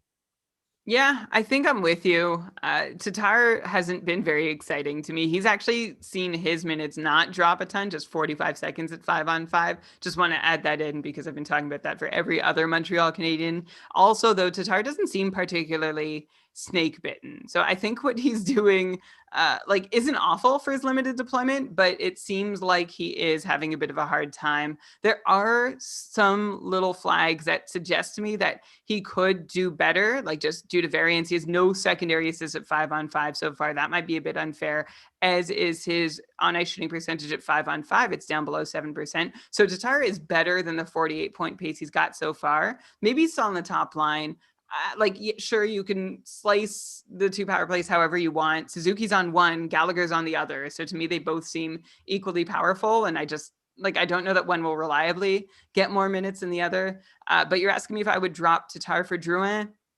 Yeah, if you're in a league where Drouin's available, I think that's a safe move. If you're in a league where Drouin is not available, I would give Tatar like another week just to see how things go before you officially call him a snoozer. But I think you're right to at least have him on your list of people you're watching. Right. That's a very good point. Like if Drouin's available, that means this is a league where a player has to really perform well to get snatched out of free agency. So if you drop Tatar, you could probably even get him back later if he starts doing something again. And Brian, I'm just looking at the data, right? Like this one power play is playing 60%. Like I look at, Nick Suzuki's player profile page on Frozen Tools, and I'm seeing 60+% power play time every single game, which means Gallagher is getting 40% or lower, right? So I'm just doing the math here. Doesn't matter who the names are. It's just like, who's getting more ice time. Anyway, so the team that put a really good fight up against the Montreal Canadiens over the last couple of games is the Ottawa Senators. And I want to ask you about rookie Tim Stützle on the Sens, who was pointless in the 2-1 loss on Saturday, but played a season-high 17 minutes and 37 seconds, including a power play 1 promotion for his second game in a row. And going into Saturday's game, Stützle was riding a 3-game goal streak, including a 1-goal, 2-assist gem in the shocking 3-2 win over the Habs on Thursday. So we've already brought up like Josh Norris and Drake Batherson on previous episodes as Sens worth rostering early in this season that people weren't necessarily expecting going into the year. Norris assisted on Colin White's power play goal on Saturday, but had only 2 points in 6 games before that. Batherson has also been pretty cold. He's only got 3 points in his last 9 games. So Brian, how would you rank these 3 young Sens at this point? They play Monday, Tuesday, just like Nashville, against the Oilers. So there could be there could be a lot of goals against. So if your league counts plus minus, maybe just forget about all these Sens. But if we don't have to worry about that, I think that Stützle, Norris, and Batherson are likely available in a lot of leagues. I'm curious to know how you would rank them in terms of who you want to grab for at least those 2 games. Sure. So I'm going to start by saying I like Batherson the most, even though he's not playing with Tkachuk at 5-on-5. He's still a reliable category filler, is not completely on his own on that second line, right? Let me just confirm who he was playing with. Like Connor Brown or something? I guess to me, as someone who's watching a lot of Sens this year, I see being with Colin White and Nick Paul is not completely alone, but you might see it that way. Those guys are okay. So anyway, but also, but Batherson's not putting up any points. Like, he's the one who's the quietest of all these players. I'm surprised you have him first. So yeah, he's not putting up a lot of points, but he still is hitting. He's the only one who seems to shoot with any kind of regularity, although he has cooled off a lot lately with just 8 shots in his last 5 games, which is not what we saw at the start of the season that got us so excited about him. But I still kind of have faith in him as like the most reliable player to at least do something of these three that you've mentioned, Batherson, Norris, and Stützle. I'll take Norris second because he's on the top power play and playing with Brady Tkachuk at 5-on-5 and seems pretty good. Just, not a lot to show for it yet, but did grab an assist last game. And then Tim Stützle, I have third of this group just because he doesn't take a lot of shots and he's on the third line with Chris Tierney and Connor Brown, which I guess is probably about as good as the second in terms of line mates, but he was on the top power play last game, which was promising. I'm just I want to see him shoot more. He's got these goals, even though he hasn't taken a whole lot of shots, and that's obviously not going to continue. So to summarize, I prefer Batherson first, then Norris second, then Stützle third. And frankly, Elon, versus Edmonton, there are a bunch of random sends. Again, this is me like in the Ottawa bubble here, but if you're streaming in deeper leagues, Colin White is playing with Drake Batherson on the second power play unit. Alex Galchenyuk had 5 shots in 10 minutes last game. No, we're not recommending Galchenyuk. And no, I'm just listen to him, everybody. Putting this out into the universe. No. And Logan Brown, I maybe haven't heard of him, but he should have made the team out of camp. Didn't, because veterans for some reason, I don't know. Did he even play in the last game? I'm not even seeing that he played. No, he just got called up. Oh, I see. Okay. He should have started the year in Ottawa. And to me, preseason was a candidate to center Brady Tkachuk along with Colin White, and it didn't happen. I still don't think he's going to center Brady Tkachuk. I think that's Josh Norris's job, but maybe he can do something. Unlikely, though. This is definitely just me in my Ottawa bubble. Okay, going back to the question you asked me, though. Batherson, Norris, Stützle. No, I'm curious what your answer is. Oh, yeah, I'll tell you. I would definitely disagree. I'd probably have Batherson last, and I'd have Norris first because he's centering the top line. And then I'd probably have Stützle in the middle since he's the hottest right now. But anyways, I don't know. I don't know. I thought your take before was you want the guy playing with Tkachuk. That's Norris. That's why I said Norris first. I said okay. You're the one saying Batherson. Sorry, I thought you misspoke. I thought I misheard. Batherson, by the way, also as Rob has reminded us in the chat, he's still hitting 9 hits in his last 3 games. Yeah, well, not everyone plays in leagues with hits, and a couple hits aren't even worth that much. So obviously it depends on your format. If you're in a categories league and he's going to help you win your hits category and have a chance to get you points, that's obviously worth a lot more. For a couple, it's like 0.25 for a hit versus 5 for a goal. So it's like 5% of a goal is a hit. Okay, so that's Sens talk for the week. Another guy who had a goal streak ended on Saturday, along with Stützle, was Christian Dvorak of the Arizona Coyotes. He was on a run of 5 goals and 1 assist in 3 games before going pointless in the 3-1 win over St. Louis on Saturday. Still, Christian Dvorak. Again, I'm talking about Christian Dvorak. 11 points in 11 games for the Coyotes so far, which isn't even first on the team. So if you're listening to this podcast right now, pause and ask yourself, who has more than 11 points in 11 games for the Coyotes? Okay. Here you are back listening again. And the answer is Connor Garland, who has 12 points in 11 games, and he's currently on a 4-game point streak. Brian, I remember in our first show of the season when the Coyotes started hot, you reminded everyone, you were like, just keep in mind, these first 2 games they've had, they were against San Jose. And San Jose lets in a lot of goals. So let's see what these Coyotes can do when they play tougher teams like Vegas and St. Louis. Well, now they've played Vegas 4 times. They've played St. Louis 3 times. And these are the point totals. We still have point per game, Connor Garland and Christian Dvorak. So do we have to finally start considering these high-end Coyotes like Garland, Dvorak as serious threats to put up huge offensive seasons? Like, they're still only rostered in 47% and 41% of Yahoo leagues respectively. Obviously, it's a lot higher in the couple because we know what we're doing. But I just don't know what people need to see before adding these guys in more leagues, like especially Garland, who was like clearly the top forward to roster on this team. Like, it puts up, a lot of shots to go along with these points. So yeah, I'm just curious to know, are you ready to say, yeah, these are like 70, potentially like 70 point guys? Okay. Potential 70, like I was with you and very excited about the offensive potential in Arizona. 70 points is a lot, but I will mention, and I hope you're staying down for this because this is a shock. Arizona is ranked 2nd right now in the league in expected goals for per 60 minutes, which is just wild. They're behind Carolina, which leads by a long shot, actually. But then Arizona is ahead of the rest of the pack. Then New Jersey's 3rd, Then Montreal, Calgary, Vegas, Tampa, Edmonton, Ottawa, and Toronto round out the top 10, followed by Vancouver. The whole North Division is basically in the top 14 of the league. But anyway, Arizona's ahead of all of those North Division teams in the danger and quality of the offense they're creating, which is just outstanding. And of course, with that, the top scorers on the Coyotes aren't Phil Kessel and aren't Clayton Keller. We're not even talking, well, Ekman-Larsson's injured, I guess, or Jacob Chychrun. It's Christian Dvorak and Connor Garland. First, I need to do a mea culpa. Here I was wrong about Phil Kessel being a better choice than Connor Garland earlier in the year. I think Dauber called me out on it too. I was feeling fine about it until that 4-game streak you just mentioned that Connor Garland went on, where he had 2 goals and 4 assists for 6 points in 4 games, along with 17 shots on goal. Connor Garland with 4 shots per game through 11 games played. And I don't think that's going to change.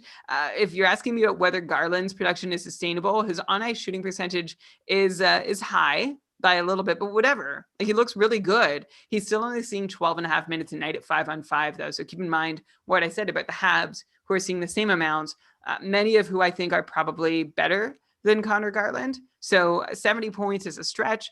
I think 60 would be lovely if he could hit. And, yeah, look, I'm not going to get any more conservative than that. I won't do that since you started at 70. Christian Dvorak also doing fantastic, as you said, but he has gotten in on every single goal that's been scored while he's on the ice at 5-on-5. That's a 100% IPP, 6 points on 6 on-ice goals for.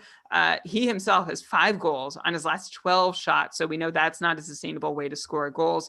Dvorak, to his credit, looks more like a top-line center than he ever has before, but I'm not as sold on him as I am on Connor Garland. That said, I'd be happy to bring him onto my roster. I tried last week to do it, but I missed my chance. But I'd love to have Dvorak on my roster just to see how this plays out. I wouldn't have a very long leash for him, but I would at least be interested to see where this goes.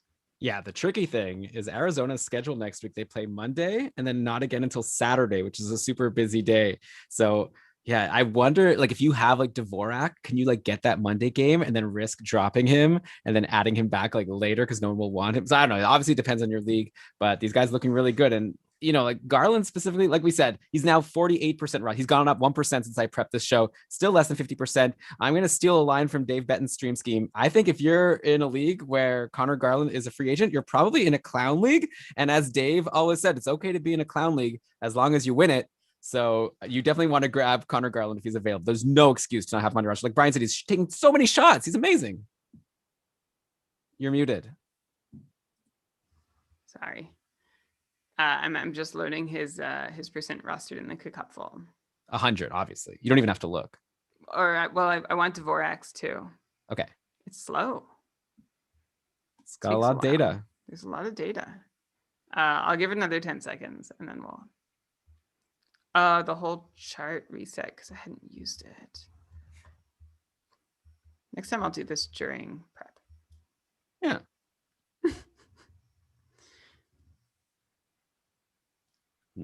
How's everybody doing? Enjoying the show? It's intermission. It's the halftime show. This is it. Okay, let's just move on. Okay. Whoa, that was really good. Let's try to do a halftime show for you. So I'll just keep going. Yeah, well, I'll just confirm what you just said. That these people are in clown leagues.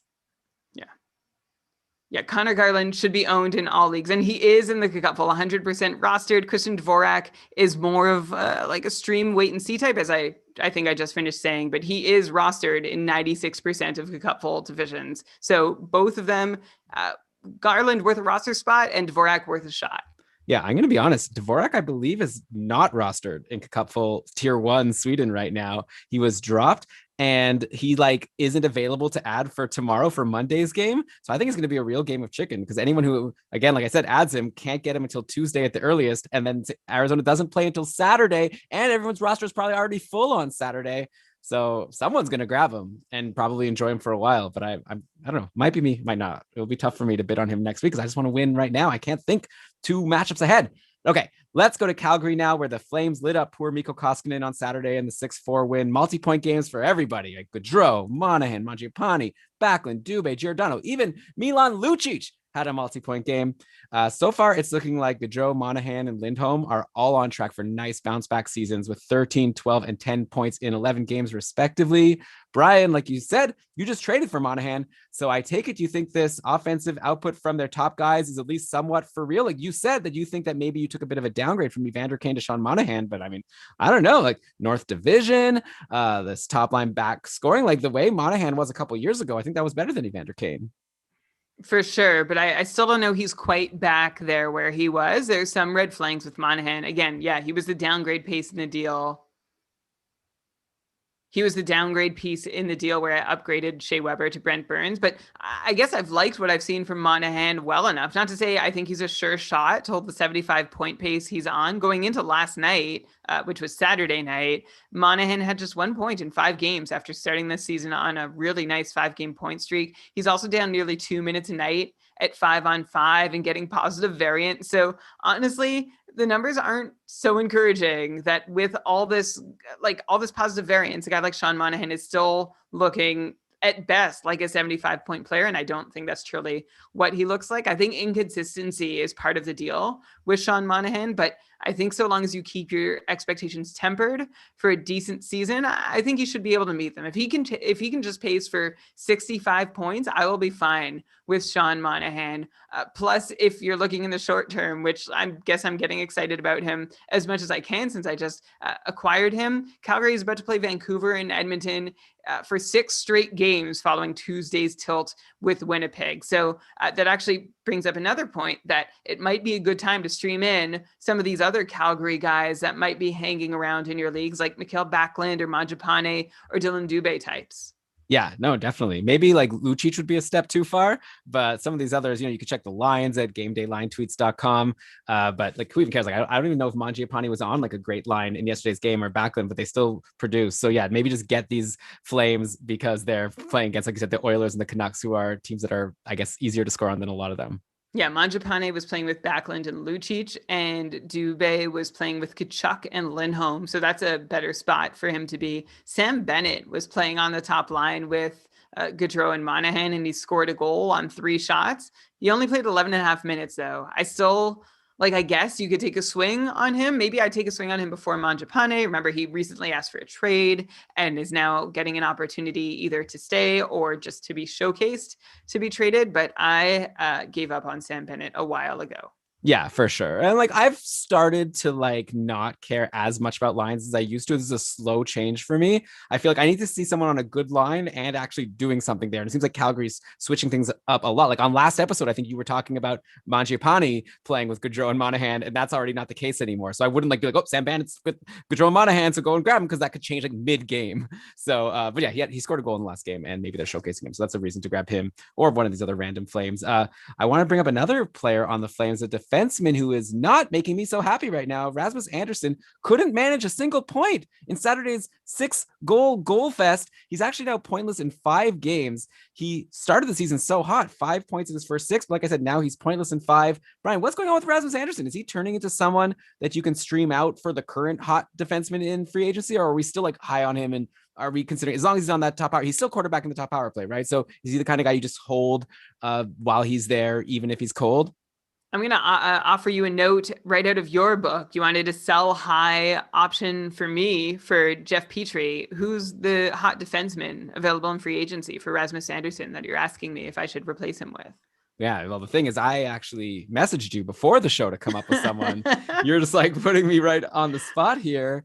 How about you tell us your thoughts on Rasmus Andersson, and I'll take a look. Sure. I mean, I think the obvious choices might be guys like Noah For sure. I think the obvious choices might be guys like Noah Dobson and Ty Smith, who are, on the up and coming and might be available as future option. Let me do that again. For sure. I wonder if a couple examples might be guys like Noah Dobson and Ty Smith, who I don't think I'd make the switch for. I think I'd have a little more patience with Rasmus Andersson, although I did tweet last night on Saturday that Calgary had just 1 power play goal in their last 17 tries. And then, of course, their second unit with Giordano and Dylan Dubé finally got a goal last night on the power play against Edmonton. the first power play's troubles are not at all on Anderson, but you wonder if anything gets shaken up there. Judging by the coach's tendencies, I don't think it does, but I did wonder aloud if Valimaki or Giordano gets a look on the top unit if it struggles for a whole lot longer. At 5-on-5, Rasmus Anderson doesn't have a ton of opportunity or a ton to show. Like, his minutes are second pair type.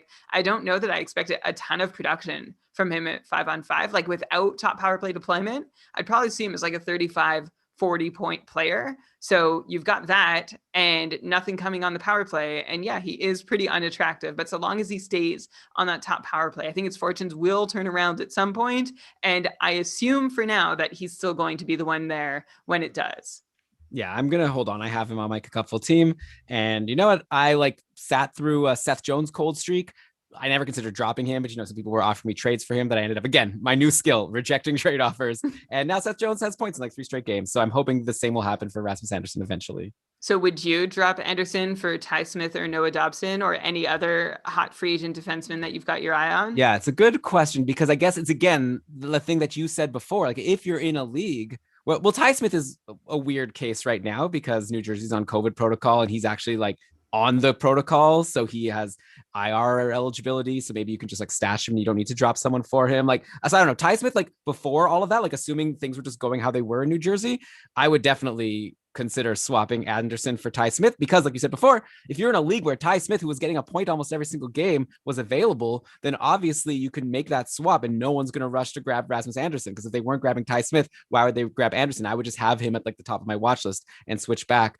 Noah Dobson, I'd have to take a look. But yeah, I think if like guys like that are available, then maybe you can make that swap. But in a couple, obviously that's not the case.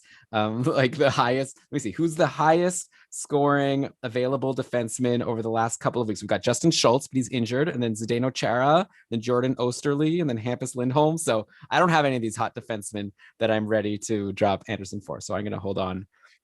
Okay, so next up, where should we go here? Let's go to St. Louis, where it looks like Mike Hoffman is finally shaken off the rust from the start of the season. He's now, or he was on a 4-game point streak, including 3 goals in 2 games versus the Coyotes before finally going quiet again in Saturday's 3-1 loss. He's also finally managed to find his way onto the top 6 on a line with Perron and Ryan O'Reilly most recently. Brian, I'll admit, I was definitely concerned about Mike Hoffman. I thought maybe this just wasn't going to work out for him. Like the situation in St. Louis just wasn't going to be good, but good on anyone who got in on him while his stock was down, either out of free agency or in a buy low trade. Do you still have any residual concern for Hoffman, or do you think he's like good to go now to be worth rostering at the very least for the long haul moving forward? Obviously, like top power play would be nice. Maybe that'll come soon as well, but at least now he's not like a concerning guy who we're like, maybe you should drop him. He's like, seems to be fine and he's on a good line. So you can say that for a little bit, right? Like just based on the last couple games, but there's no promise that it's going to stay that way. We really didn't like the Hoffman we saw at the start of the season. He picked up just 1 or 2 shots in 7 of his first 8 games played. Then he had 9 shots and then 4 shots on goal on his game in his games on Tuesday and Thursday, picking up 3 goals between those games, which is nice. But I'd like to see it happen longer if I want to make a long-term commitment to him. Of course, if he's been dropped and this is a good time to add him and it doesn't cost you much, for sure, go for it. I will also mention, though, that another common feature of those games where he had those 13 shots between them, those 2 games, he saw lots of power play time, still from the second unit, but there, I guess, were just more minutes to go around based on how much opportunity St. Louis had. That's neither here nor there. I guess that it's still just that he's still on the second unit. And to me, that's a big problem for Mike Hoffman and anyone who wants to see big production from him. Hoffman has made a huge chunk of his living from the top power play and has never been anything so sustainably special at 5-on-5. So as long as Hoffman's off that top unit, I'm still concerned, and I'm not saying he's guaranteed to be rosterable, but if you want to take a shot and hope that he does get more opportunities to fire away, I guess now seems like a decent time to at least try him out. Yeah. Okay. Well, now I'm almost flipping. Now I'm thinking if you have him, like obviously grab him out of free agency. He's Mike Hoffman. He shouldn't be a free agent if he's producing. But like if you have him, maybe now's a good time to unload him like you did with Shea Weber. If you think that hot streak was unsustainable. That was honestly my first thought when you asked me the question. If you can find someone, I just don't know how easy it's going to be to sell high on a guy who's really shown no signs of life most of the season and just has it a couple times. I know you can say, the last game he was on that line with Perron and O'Reilly. That's fantastic. I just don't know how convinced anyone else will be. But for sure, this is a great time to unload a potential problem. I'm not saying he's for sure going to be a problem all season, but if you can get like roughly reasonably equal value for him, then seems like a good time. Yeah, Brian, I think you just got to be a good salesman here. You're like, okay, listen, Mike Hoffman, yeah, he started the season slow. Dude didn't have a training camp and he wasn't signed. And like, he was rusty. And then he, last minute, he found out he was going to St. Louis. He had to learn a new team, learn a new system. Now he's got 5 points in his last 5 games. He's back to the Mike Hoffman of old. You want him, I'll give him to you. Give me someone overperforming. Give me a Connor Garland and I'll give you a break here and let you have Hoffman for your Connor Garland. I'll take it. Boom. See, by the way, you could hire me to negotiate trades for you. That would be a lot of fun. I wish that was a business that I could get into, but okay. Because I'm always too nervous when I'm negotiating my own trades, but I'd be happy to negotiate trades for other people. I will mention Robert Thomas is injured. Unfortunately, he's going to be out 4 to 6 weeks with a broken thumb. Not really fantasy relevant. Like he wasn't in the top 6 or on a power play, but just mentioning it. And then let's look quickly at Chicago before getting to injuries and outjuries to end the show, since I already did bring one up on Robert Thomas. Man, Brian, Alex DeBrincat is an STUD stud. I love Alex DeBrincat so much. And he scored 2 goals today in the 2-1 overtime win over Dallas. And I don't have a question, but I just think that Alex DeBrincat might end up being like one of the leading goal scorers in the league. Like he's amazing. It's too bad he missed that time on the COVID protocol, because 7 shots today, 2 goals. Mwah. There's been like some other Chicago guys that like the short shifters have been bringing up. Like Patrick Kane actually hasn't even been playing with DeBrincat at even strength. It's been DeBrincat with Strome and Kubalik. And then Patrick Kane played today with Matthias Janmark and Pius Suter. For a while, Kane was with Janmark and someone else, or someone you really like, Kurashev, right? Kurashev. Yeah, so forget about him now. I know you were so excited probably to talk about Kurashev. Pius Suter, seems like a good stream, but I guess he's not going to be like the superstar like Kubalik, like we thought he could be. Kubalik, by the way, I was wrong. So time for my mea culpa. I was like, yeah, I think Kubalik like overperformed a bit last year. And then coming into this year, he wasn't on the top power play to start, not on the line with Kane. I was like, watch out. And I think he had a slow start to the year. Bring up his number. Yeah, he had no points in his first 3 games. If anyone was like, Elon, you're an idiot, I'm going to go grab Kubalik right now. You've been rewarded with 11 points in the next 10 games, ton of goals, lots of shots. So Dominic Kubalik, like, this guy's for real. He's awesome. So I don't even have a question for you. I don't know. Please comment on any of these Chicago things I've said. So DeBrincat, I've been on board with the entire time, even when you briefly jumped off the Alex. I was only off because of deployment. I always thought he was good, and now he's getting the deployment. So I'm way back on. Yeah, that's not exactly how I remember it, but I will take your word. Like that tracks. You would hate a guy for his deployment. So I'm glad you don't hate Alex DeBrincat anymore. Dominic Kubalik, this is an opportunity for me to at least, acknowledge how freaking great he's been. He was off to just such a terrible, terrible start to the season. Even though he was shooting, nothing was coming from it, and deployment was down. He's still I see his minutes went up for a bit and then dropped back down. But the points are there, which is really exciting. And I remember saying on one of the shows towards the start of the season, this is why I didn't want to draft him. Just seemed too much of a risk. So I at least need to own that I said that. And I still mostly stand by it. He's not a guy I want to own, because I feel like there is this sort of ride you get taken on with him of hot and cold. But I'm glad it's working out for those who did take a shot on him. And at 5-on-5, by the way, he's got room to grow. He has yet to score, even though he has pretty decent shot rates at 5-on-5. And his on-ice shooting percentage is at 4.5%, which is just brutally bad and completely unsustainable in the wrong way. Of course, he's making up for some of this bad variance with some good variance on the power play, but there could be more to come from Kubalik. So if he happened to get dropped, then you might want to. Well, too late now. I don't know. You'd have to hurry up to go get him. I actually know in one of the leagues, in a league I'm in with some friends, from work friends. So it's not the most intense league. I actually told a couple of them, one of you needs to add Kubalik. I don't have room for him on my roster. What? And so they did. Who do you have on your roster? Who's your worst player? Oh yeah, I know. Now I'm gonna take some heat. Do you want to know the rest of my roster? Yeah, let's hear it quickly. Okay. So the guy I should have dropped, and I know this before you even tell me, is Tomas Hertl, who's just been so bad. But the rest of my roster is Couturier, Stamkos, Kyle Connor, Kevin Fiala, Oliver Bjorkstrand, Brian Rust, and Mitch Marner. Yeah. So Kubalik over Hertl would have been good. Oh well, too late now, I assume. Too late now. Oh, well, it sounds like you're going to win anyways. Sounds like an easy league. Yes, only a 73% rostered on Yahoo Kubalik. So I guess there are there's maybe so yeah, 27% of listeners could still potentially grab him onto a team. Okay, so let's go. Sometimes you can use that number to figure out like how many leagues aren't active anymore. But I also feel like a lot of people drafted Koopa League at the start of the year, right? So, there's the Martin Marincin number. However many leagues he was rostered in, where how many leagues were completely inactive, or like, anyway, whatever. Keep going. Well, I mean, it doesn't necessarily mean the league is inactive, right? For Right. Marinson, Just it might have means just been that one manager. manager. Yeah. Yeah. Okay, so let's do injuries and outjuries. Like I said, here's a big one. So Zach Werenski is expected to miss the next 1 to 2 weeks with a lower body injury. Kind of a shame, right? Like, well, of course it's a shame. We don't want anyone to get hurt. And he had just started to awaken recently. Like we talked about him for the first couple of weeks where he was doing absolutely nothing, but recently he had taken over the top power play quarterback job. He had 3 assists in his last 5 games, 5 shots on Thursday versus Dallas before he got hurt. But yeah, Werenski is out for, I guess, like we said, 1 to 2 weeks. We'll see. And so obviously this is good news for Seth Jones, who also started the year slowly, but now he's the one quarterbacking the brand new Patrick Laine featured power play.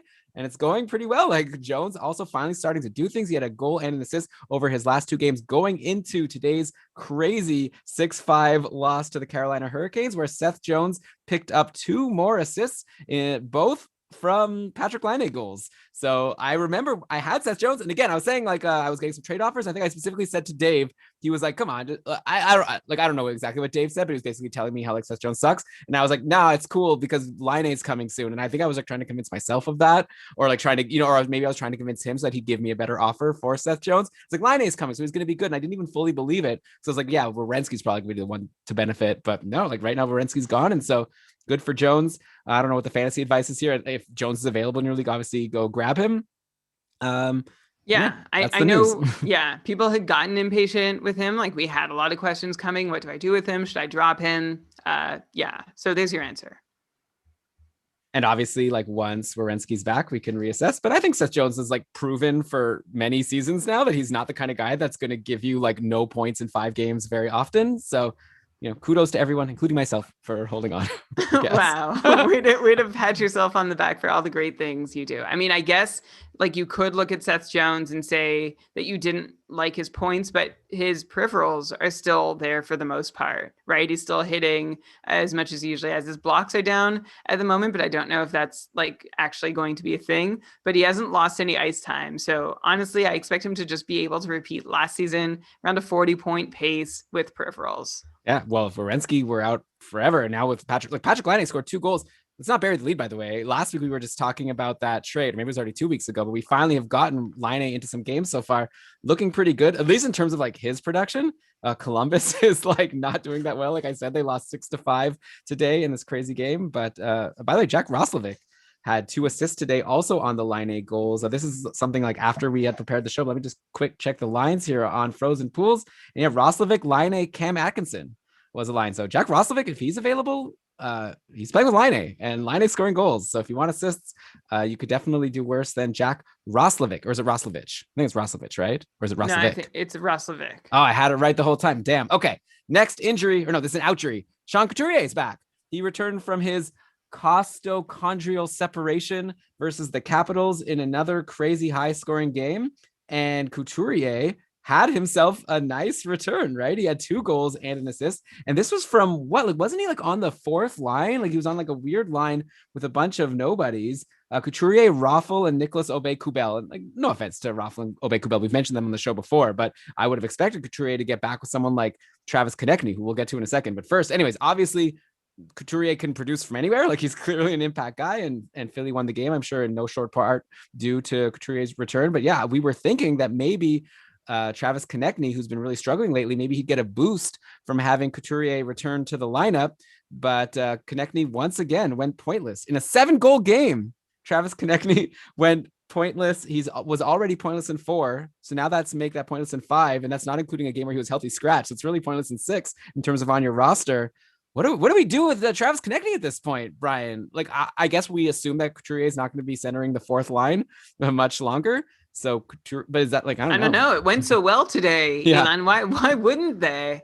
I mean, it just shows Couturier's value, right? Just that he can do, I mean, Scott Laughton hat trick, Joel Farabee hat trick, like these things happen, especially in Philly, and it's cool and exciting. And maybe it would have happened with or without Couturier, but holy cow, Couturier's impact is just massive. And I actually retweeted a stat earlier today that mentioned, I haven't actually fact checked it myself, but it sounds right, that Carter Hart had to make 30 or more saves only 7 times in 40 starts last season. He's had to make 30 or more saves 6 times already in 9 starts this season. And honestly, I think a huge part of that was because Couturier was out. So one lost Couturier has a whole lot of dominoes that fall after it. And Konechny was one of those dominoes, unfortunately. When he got injured, we said on the show that he was off to a great start. It's very exciting. And now we find out if Travis Konechny, who looked like a superstar after 2 games, was actually a superstar or was still somebody who needs that centerman to really be as good as he's been. And I feel like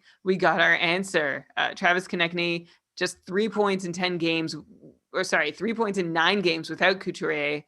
I'm counting the 10th game because he didn't really play with Couturier in Couturier's first game back. I expect a reunion should help, but Konechny was really struggling without Couturier. It wasn't just like bad. It was bad. Only 3 shots for Konechny in his last 6 games going into today's. That's concerning. Also getting like second power play type minutes. So, I mentioned that Couturier returning could be the end of the buy low window on Travis Konechny, but I'd be a little afraid to buy low at this point. I know that's crazy, and that just means you might be able to buy real low. I think there is some level of risk worth taking because I expect Couturier and Konechny to be together again before long, and that will be really good news for Konechny when it happens. Yeah, Konechny was like a 70-point guy last season. Yeah. So I don't know what's happening. I thought he was like the new like top forward on Philly, and now it's like JVR is like the top. Like Philly's crazy right now. By the way, JVR, like another multi-point game, of course. He's like one of the top like points leaders in the league right now, outside of people from Edmonton. So that's crazy. Obviously, you're enjoying JVR, and we already talked about him last week and said to sell high. And I guess if you did, then you're regretting it for this week because he continued to produce. But I'd imagine you're still thinking the same, that what he's doing is unsustainable. I don't know. Do you want to comment on JVR again? I know I didn't plan to ask you about him because we just talked about him, but another big game. Yeah, he's coming up a ton in our Discord group and in our Twitter mentions too. He's fantastic. Like he's having a great season, but my take on him hasn't changed from when we talked about him way back at the start of the year when he came out flying. Ugh, no pun intended. But he's doing some amazing stuff that's largely unsustainable, but I think we can at least expect a return to form from a couple seasons back. He was a 60-point player his first year in Philly, then dropped to a 50-point player last year. I think this year he looks closer to a 60-point player, and a lot of that is because he's getting some pretty good power play deployment, which he didn't get last year, and there seems to be no real dead spot in the Flyers lineup for him to land. Although you would think that dead spot might be Scott Laughton and Joel Farabee, where he played a lot today. But no, he was obviously just fine there. And sorry, I mentioned Sean Couturier made Scott Laughton and Joel Farabee look really good, but he spent time also with Voracek and Raffle. So yeah, and Obey Kubel. Yeah, today I was confusing it with Robert Hogg scored from Obey Kubel and Sean Couturier. That's the goal I was thinking of. All right, fair enough. I don't know. There's like everyone on Philly did well today, obviously. Yeah, this Farabee, Laughton, and JVR line seems to be producing, even though you wouldn't think they would. Okay, next injury I wanted to bring up. Let's go to Carolina, where Martin Necas is going to miss some time with an upper body injury after a rough hit into the boards from Calvin DeHaan on Thursday versus Chicago. That was kind of a scary highlight to watch. Necas is having a decent start to the year on his line with Trocheck and Nino. So again, this is a game that just happened after we prepped. But again, this is a game we talked about with Columbus, right? So Carolina won 6-5.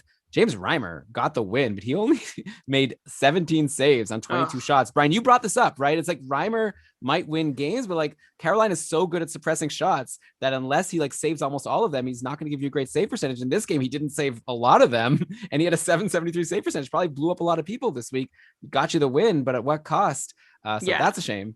Yeah, the curse of a Carolina goaltender is that they, like you said, they face so few shots. So if they stop 18 out of 20 and win, that's a 900 save percentage they've just given you. So there's not a lot of great ways to put up volume. We talked when Mrazek got injured, how great he had been. Like he was one of the top goalies in the league this year based on his save percentage and his goal saved above average. And then he got injured and Reimer came in and we thought, okay, maybe he can do that well too and not be sort of kneecapped by the lack of shots that he gets to face, which magnifies every goal against. And he's really blown it. He's on my cupful roster and I need to think long and hard about how long I'm going to keep him there. Yeah, well, if you think about like short term, so Carolina plays Monday, Thursday, Saturday next week. So tomorrow, I'm assuming Nedeljkovic is going to play because it's a back to back, and Reimer just stunk. So why wouldn't they play Nedeljkovic? So then maybe Reimer plays Thursday, and then maybe coin flip for Saturday. So take a look. Those are busy days. If you already have two other goalies, then you might not even play Reimer. So yeah, think long and hard if you're going to still hold on to him. Obviously, you want to have a starter on a good team like Carolina, but also maybe not just because they let in so few shots on goal. So it's not going to be good for your save percentage or saves. Anyways, I started this Carolina conversation to talk about the forwards because Nichas is injured. So that has led to Teuvo Teravainen, who came back from the COVID protocol. He's not playing with Aho. He's playing on a line with Trocheck and Nino Niederreiter, which is great for Trocheck to keep up the amazing start to the season he's had. And Nino didn't get any points today somehow on the 6 goals, but he's obviously been pretty good, a lot better than we expected going into the year. Then Sebastian Aho was playing today with Svechnikov and Brock McGinn. And Brock McGinn, I believe, scored a goal. So that's a great spot for him and a good streamer if you can fit him in. But like the guy that's actually the most interesting right now on Carolina, maybe third line center, Jordan Stahl, who's been centering Dzingel and Warren Fogle. And Stahl had a 6-game point streak, or had 6 points in 6 games going into today, and he had yet another great game. I'm bringing it up right now. Yeah, 1 goal and 2 assists. So Jordan Stahl is just amazing. Plus, he's like good for hits. If you're in a hits league, he's giving you points and hits. He's like the Drake Batherson you described, except a million times better so far. So Brian, at this point, do we have to start telling people? I feel like we do this every year, or maybe every second year. I don't know. It used to be a thing on Keeping Karlsson where Jordan Stahl would go hot for like 20 points in 20 games and then would totally disappear.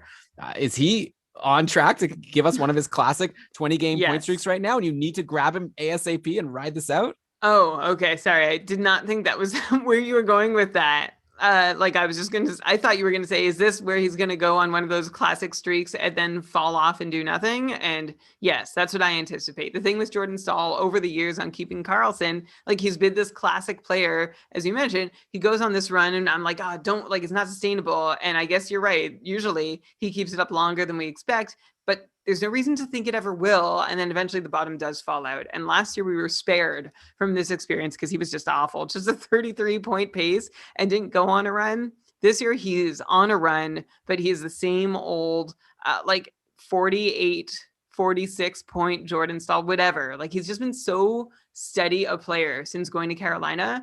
He's not anyone different now. He's got some really, really nice numbers in terms of percentages, variance, luck, 100% IPP so far. He's got a 20% shooting percentage because he's scored 2 goals, which means, yes, he's only taking 10 shots in 7 games. So he's just loading up on assists, and there's enough assists to pick up because while he's on the ice, his teammates are shooting over 11%. So Jordan Stahl is not someone who can keep this up. I don't even know what the advice is because he's likely not rostered.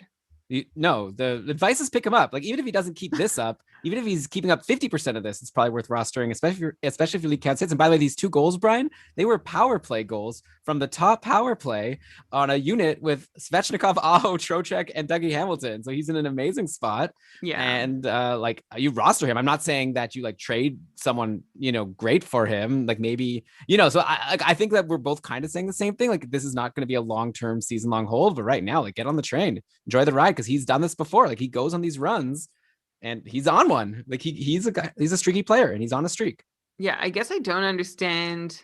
I guess why was Jordan Stahl up on the top unit instead of Teuvo Teravainen? Well, he wasn't. Teravainen was on it. Why do you say that? In the last game, it was Stahl. Right. You just mentioned it was Stahl, Trocheck, Aho, and Svechnikov. Yeah. I feel like maybe Teravainen was tired or something going at the start of the power play. Like, that's weird. Or maybe Jordan Stahl has 1 million points in the last few games. Like, why mess with something that's working? But we'll see. Like, Teravainen just came back, right? So maybe they're easing him into the top power play. Anyway, pretty crazy stuff. All right, I guess we're winding down the show here. Who else did I want to bring up? Oh yeah, Wayne. I was excited to bring up Wayne Simmonds, Brian, and tell people, guess what? Career resurgence time for Wayne Simmonds. He had gotten onto the Tavares line on the lease and on the top power play. He scored 2 goals on Saturday, an even strength goal and a power play goal. But then he took a puck to the hand late in the game. Is now potentially going to be out for 6 weeks. So it's like a huge, that's really disappointing to me, right? I have to say, like, this was cool. Like, we thought that at the start of the year it was going to be Joe Thornton, who was going to maybe have a career resurgence in the top 6 on Toronto. Then he got injured. Now it was like Wayne Simmonds' turn, and now he's injured. Bad luck for the Leafs. Anyways, Yeah. I don't know. No advice to give. Like, watch and see who takes over on that spot with Tavares and Nylander on the second line. And I guess you could try to stream that guy in. I think my advice would be that Wayne Simmons, I mean, it's very great. I'm so happy to see he succeeded. Great work, Wayne Simmons. And now he's injured, but like, I don't think he was doing anything special. So I guess my advice would be maybe somebody else can step into that exact same spot and do what he was doing, which, by the way, like wasn't awesome, right? He scored 5 times on 20 shots. That's a 25% shooting percentage. He had Hater. three of his 5 goals are on the power play, so you can expect a higher shooting percentage, but not doing a lot at 5-on-5. 0 assists, so he's not creating a whole lot. Only 11 minutes a night. There wasn't a lot to like anyway. I wasn't gonna say run out and add him, except like in a deeper league. So, Oh, I was going to. So I guess now we don't have to have that debate. there you go. It's a good roster spot, right? Like if you're on the line with Tavares Yeah. and on the top power play and you're producing, like why not grab North Division? Like Toronto's playing Edmonton, I believe, or So who's gonna replace him? well, I don't know, like Mikheyev, maybe like Yeah. Jimmy VC, like someone boring. Like Yeah. I don't know. Wayne Simmons used to be a real big star, so I thought he'd be fun to be there and do it again. But right now you're hating on the older players, the former stars, Jordan Stahl, Wayne Simmons. You're like, these guys all stink. So, all right. How about let's end the show with the fact that Anthony Mantha was healthy scratch today for the Detroit Red Wings. So this ridiculous season for Anthony Mantha continues. Like he seemed like he was starting to get back. Like he started slow, then he had a few games with goals. It looked like things were getting back to normal. Yeah, he wasn't on the Larkin line. Maybe they were just spreading things around, and he was still on the top power play. Now he's healthy scratch. So I don't know. Brian, do you have any Mantha shares, as Ben and Lewis like to say, in any of your leagues? And like, I'm just curious to know what people should do with him at this point. Like, I have him in a couple leagues. I'll hold on. Like, I don't know. I'm not going to drop him, but like, I don't like that he's getting healthy scratch. He's supposed to be like a superstar. He's someone I targeted in a lot of my drafts, and I failed to get him in any of them. And I'm really thankful for that right now. So apologies to anybody who successfully executed their draft day plan by getting him. Honestly, he doesn't look significantly worse. Like I don't know what I mean. He plays with Detroit. That's the first problem. The second problem is that he's not even getting to play with Dylan Larkin a whole lot. I don't know what the plan for Jeff Blashill is aside from tank, but you know, well, they won. They won today, so maybe it was the right decision. They benched Mantha and then they beat Florida 4-1. Yeah. You hate that. I do. You know, I gave you my thoughts on healthy scratching about Konechny last week in Alan Vigneault. So, like, I'm not going to go into that whole thing again. And now Philly won 7-3 today. All these coaches doing these healthy scratches are getting wins, Brian. Maybe it's a good Konechny move. still didn't do anything. Okay, you're just screwing with me. Play him or trade him. Honestly, if I'm Anthony Mantha, I'm asking to leave. Like, he's not the worst player on the team. He doesn't deserve to be scratched. Like there are other more effective ways to teach a player IMO. Yeah, this was like a last minute thing too. So who knows if it was one of these like random, they were late for a meeting or something. I actually thought he was injured. Someone had to actually Ben mentioned to me that he was healthy scratched, and you just repeated it. I assumed he was hurt when I saw he was out. I did not know it was for a healthy scratch reason. So maybe it is. Maybe something will come out later. But if you've scratched Anthony Mantha twice, once in the first 12 games or whatever, that would be a foul in my books. Twice, something is wrong. Jeff Blashill not getting invited to Brian's house anytime soon. I guess no one is with COVID, but you know what I'm saying. Like what I was going to say though is I did enjoy the fact that people didn't know why he was missing the game at first, and he did get a flag on Fantrax, and I was able to stash him. And I grabbed Capo Caco, who has a streamagami next week, playing Monday, Wednesday, Friday, Saturday. So I'll ride Caco for a couple of games until Mantha figures this thing out, and then I'll drop Caco and bring Mantha back, hopefully. I guess I'll mention a guy who got to play with Larkin for at least a bit of the last game, Giovanni Smith, who had a goal and an assist versus Florida. So, Brian, I didn't do it about Carter Verhaeghe because I've already done it, so I'll do it here. Who's Giovanni Smith? And if he's going to play with Larkin, is he someone people should grab? A goal and assist. Look at that. Never heard of him. Oh, my God. I was not ready for this. This is your bread and butter. You'll be like, oh, he went to school here, and he's like this age, and he's from this country. Your favorite. What country do you think Giovanni Smith is? I mean, from? I'll guess America or Canada. Like, yeah, he's from Thornhill. Okay. Would you like that info? I said, who is he? You could say whatever you'd like. I was just assuming that's what you like to do. I mean, sure. Okay. My brother's wife is from Thornhill. Wow. I wonder if she knows Giovanni Smith. Maybe. Well, he's 22. Like she's a bit older than him. Okay. Giovanni Smith, huh? Okay, so he was drafted in the second round, 46th overall by Detroit back in 2016. And nothing from his pro numbers is really standing out to me. He spent 2 years in the AHL with 32 points in just about 100 games. So nothing really stands out there. Took a lot of penalties, I guess. And he's had a cup of coffee with Detroit before, 3 points in 21 games last season, 4 points in 6 games this year. I don't see anything like to be honest, Elon, you're catching me a little off guard. I don't know a ton about him, but just looking at his career numbers, he seems to me like a power forward type. Like I'm just looking at his penalty minutes and his production. It's like, okay, decent production, lots of penalty minutes. And I just don't know exactly how that's going to translate next to Dylan Larkin.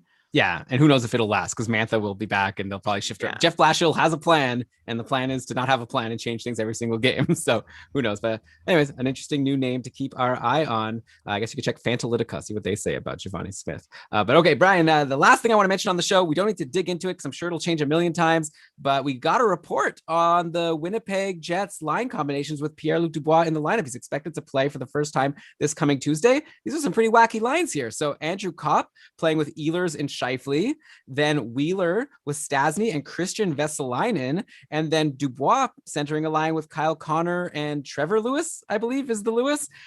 So there you go. They're splitting into trying to do a top line, trying to copy what the Habs have been successful in doing. And obviously taking a quick look at this, obviously kind of good news for Christian Vesalainen, who hasn't even been in the roster for all the games. Now, if he's going to play with Stasny and Wheeler, maybe he's a guy in like a super deep league. Maddie and I actually have him in our dynasty league, so I'm excited to see what he can do for us.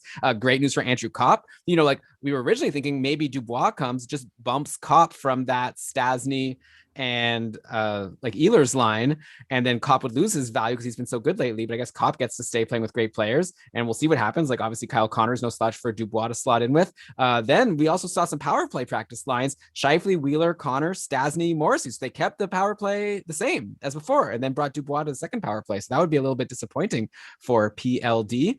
So yeah, just wanted to mention it. I don't think we need to dig too deep into it, but there you go. You could check out gamedaylinetweets.com to see the lines for yourself, and we'll see how long they last. Yeah, one guy you didn't mention, I don't think you needed to, but if you mention all these other guys, Trevor Lewis is playing on a line with Kyle Connor and Pierre-Luc Dubois, who, by the way, like you're saying this is, I guess you're saying it's not awful for Dubois, but it's not great. I mean, the other two lines, you know, you've got Stasny and Wheeler playing with Vesalainen, Ehlers and Scheifele playing with Kopp, who's probably like the best third wheeler of the Kopp, Vesalainen, Trevor Lewis trio. But those each have two pretty strong parts plus a third wheel. So I don't see why Dubois' line can't be the best of the group. Also, he's playing on a second power play unit that has 3 power play 1 pieces on it, right? You've got Dubois, you've got Nick Ehlers, you've got Neil Pionk. So that's also not, I mean, obviously the minutes won't be there, like as if it was a power play 1 unit. However, it's still not an awful place to be when they do see time. So could be better for Dubois, but also could be worse. Yeah. And yeah, we'll see. Maybe they're going to try to copy the Habs and give that second power play a lot more time. So yeah, we'll just have to wait and see. And I'm sure Ben and Lewis will cover this very well in the upcoming Short Shifts episode. And I think that's a good place to end the show, Brian. If people want more content, there was a really awesome Stream Scheme episode today that we brought up where Dave broke down the schedule for next week. So definitely check that out. That's linked in the show notes, or you can search Stream Scheme. We've got the Cacupful Stat Attack. The first episode of the season came out last week. It was a banger. I loved it so much. I think even if you're not playing in the Keeping Karlsson Ultimate Patron Fantasy League, you'll enjoy this show because it was just talking about all the different players and like all the stats of like who's getting added a lot, who's getting dropped, who were the top players, who were the worst players. So it was a lot of fun. John Newhold and Marcus are just like, I don't know. I really enjoyed that show. They do an interview with someone every week. So I would definitely check that out. keepingkarlsson.com/stat attack. That'll also be in the show notes. It's powered by, Brian, what's the name of the company again? jansoftware.ca. Is that it? Powered by, or no, it's presented by. It's powered by Kevin Hebert. Yeah. Powered by Kevin Hebert, presented by jansoftware.ca. Brian, but okay, I guess I've mentioned a bunch of stuff. Yeah, and then Short Shifts is coming up on our feed. Hope you guys have been liking that. We'd love to hear any feedback. Tweet at us at Keeping Karlsson. Brian, before I cue that outro music, any final words for the listeners? Oh, wow. You're putting me on the spot. Well, you were putting up your hand. I thought you wanted me to. Oh, I was just going to say, like, you kind of close the loop on couple.com and why people should go there. But, Okay, like, so if you do want it. to find Say out it. what this, well, just like, this is a great, if you want to find out what the smartest fantasy Oh, wait, players. sorry. Can you just like start that whole thing over? Sorry from when I said any last thoughts. Okay. I mean, you kind of closed the loop on couple.com already, but I'm just going to reopen it and mention a reason to go there is if you want to find out what the best fantasy hockey players are doing in the biggest and greatest fantasy hockey league in the world. Like you can get tips, you get ideas, you could see player trends that you can then apply to your league. It's like getting data from people and managers and players you can really trust in fantasy. I go there. Like if you ever look at percent rostered in Yahoo, you should really be looking over at the cupful.com data to really find out exactly what players are worth and what the greatest fantasy players in the world are doing with them. Yeah, thanks so much to the team of John, Marcus, and Kevin who put that together. So yeah, again, you got Cacuffle.com, you've got the Cacuffle Stat Attack podcast, the Stream Theme podcast. It's all going to be linked in the show notes. So lots of content for you if you want it. But with that, Brian, let's cue the outro music. And then why don't you go ahead and read us the credits? All right. This episode of the Keeman Karlsson Fantasy Hockey Podcast was presented by Dobber Hockey and powered by our patrons. Logo art from BrandonWeeb.com. Outro music by Pat Roach. This episode was researched with help from Dobber Hockey, Frozen Pool, Dobber Prospects, Natural Stat Trick, Evolving Hockey, Cap Friendly, Charting Hockey, Hockey Reference, Hockey Viz, Hockey Database, Elite Prospects, Roto World, and Yahoo. Great job as always, Brian. Looking forward to hearing Ben and Lewis on the short shifts on Tuesday and talking to you next Sunday for another mega show. Until then, remember, fantasy hockey is for everyone. So Rob had a question in the chat. Rob, I don't know if you're still there. I was offered Hayes for Puljujarvi. Worth it? Hayes. Yeah. I would also do Hayes. Like that's a floor ceiling kind of question. Like Puljujarvi's ceiling could be wild playing with McDavid, but I would take Hayes. I don't think his ceiling could be wild. Like he's not on the top power play, right? His ceiling could be decent, like maybe 50, 60 point pace. But like who's ever had a wild ceiling playing with McDavid that wasn't on the top power play? Who's ever been good playing with McDavid? I don't know. I would take Hayes for Puljujarvi. Yeah, it could go either way, but probably Hayes. I hope Rob is here to hear the answer. Didn't people say that I had an issue with my intro? Should I do that again really quickly? Oh, yeah, you did. Your yes went all wonky. Okay. I assumed that it worked on your mic, but let's just test it out. I'm going to mute myself. Finish my pizza. Okay. Yeah! Yes! Welcome, everybody! It happened again. I wonder. It feels like if your volume's going, wasn't there a setting that was screwing with like when you went too high? Okay, let me do that's happening. I'm gonna lean back.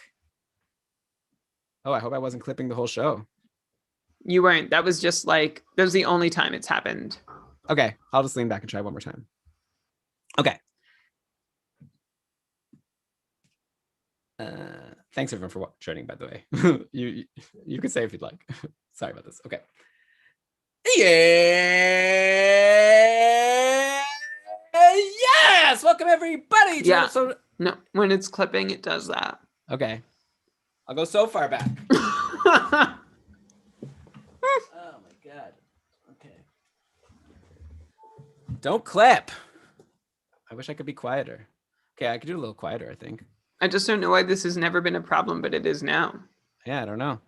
It's probably just Zoom. I updated Zoom. Maybe it's probably just a Zoom thing. That's what I assume. I assume your own audio is fine. Okay, I'll just do it one more time. Yeah.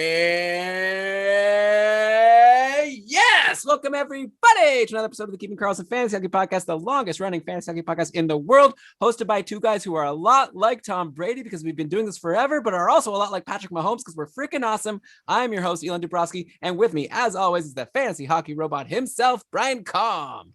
You know, that intro aged really poorly. Patrick Mahomes is having a bad game. Well, so let me try it again. Since we're doing it anyways, I'll just say the Tom Brady part. Oh, yeah! Yes, welcome everybody to another episode of the Keeman Karlsson Fantasy Hockey Podcast, the longest running fantasy hockey podcast in the world, hosted by two guys who are a lot like Tom Brady because we've been doing this forever and we're freaking winners. I'm your host, Elon Dubrowski, and with me, as always, the fantasy hockey robot, Brian Com. I think the take before this one was better, but you can decide. Well, but you said that it's a cold take now that Mahomes sucks. Yeah, I don't think it's like his fault. He sucks. Yeah, I don't know. it's He's just definitely having true that I Tom said Brady he's is a having a bad winner. game. Okay. You listen I'll see and which one sounds decide. better. Okay. You Thanks got so much, an episode everybody. title? Was it bad that I like destroyed the guy I traded? Like I traded Shea Weber and I just destroyed him. I feel bad. Like no one's gonna want to trade with me. I mean, they shouldn't trade with you. Why? They should assume that you know what you're doing. And if you're making a trade, it's because you think you're winning the trade, which means they're losing the trade. Like this wasn't like a need trade, right? It was like you both swapped a defenseman and swapped a forward. So it was just a matter of you thinking your two guys are better and the other person thinking their two guys are better. So if they think that they know better than Brian, then they should trade with you. And if not, then they shouldn't. So I don't think hearing you on the show saying that you thought you won the trade is going to change. You know what I mean? Yeah, like, but like obviously I really that's how I felt about Weber. But like I would feel so bad if I traded with someone and then they on their podcast talked about how bad the person I just acquired was. Well, I think that I would be like happy about it because if I thought I won the trade, I'd be like, I can't wait to really rub it in this person's face that they spent 5 minutes on their podcast talking about how they think they won this trade. Yeah. So I guess we'll see how it turns out. Shea Weber's concerning to me also just because of that weird stretch last season where people were saying he might retire. Like I don't know. I don't want to depend on Shea Weber if you could get a Brent Burns, who seems a lot safer. Yeah. And I think you won with Monahan over Kane. I think you crushed that trade. It was great. Monahan doesn't look great, but Vander Kane just seems risky. Like I feel like in one trade, I got rid of a lot of risk on my lineup, which I'm happy with. Nice. All right. See you later. Nice. Bye, everybody. Okay. Thanks, chat room. Okay. I'm going to stop it now. So bye.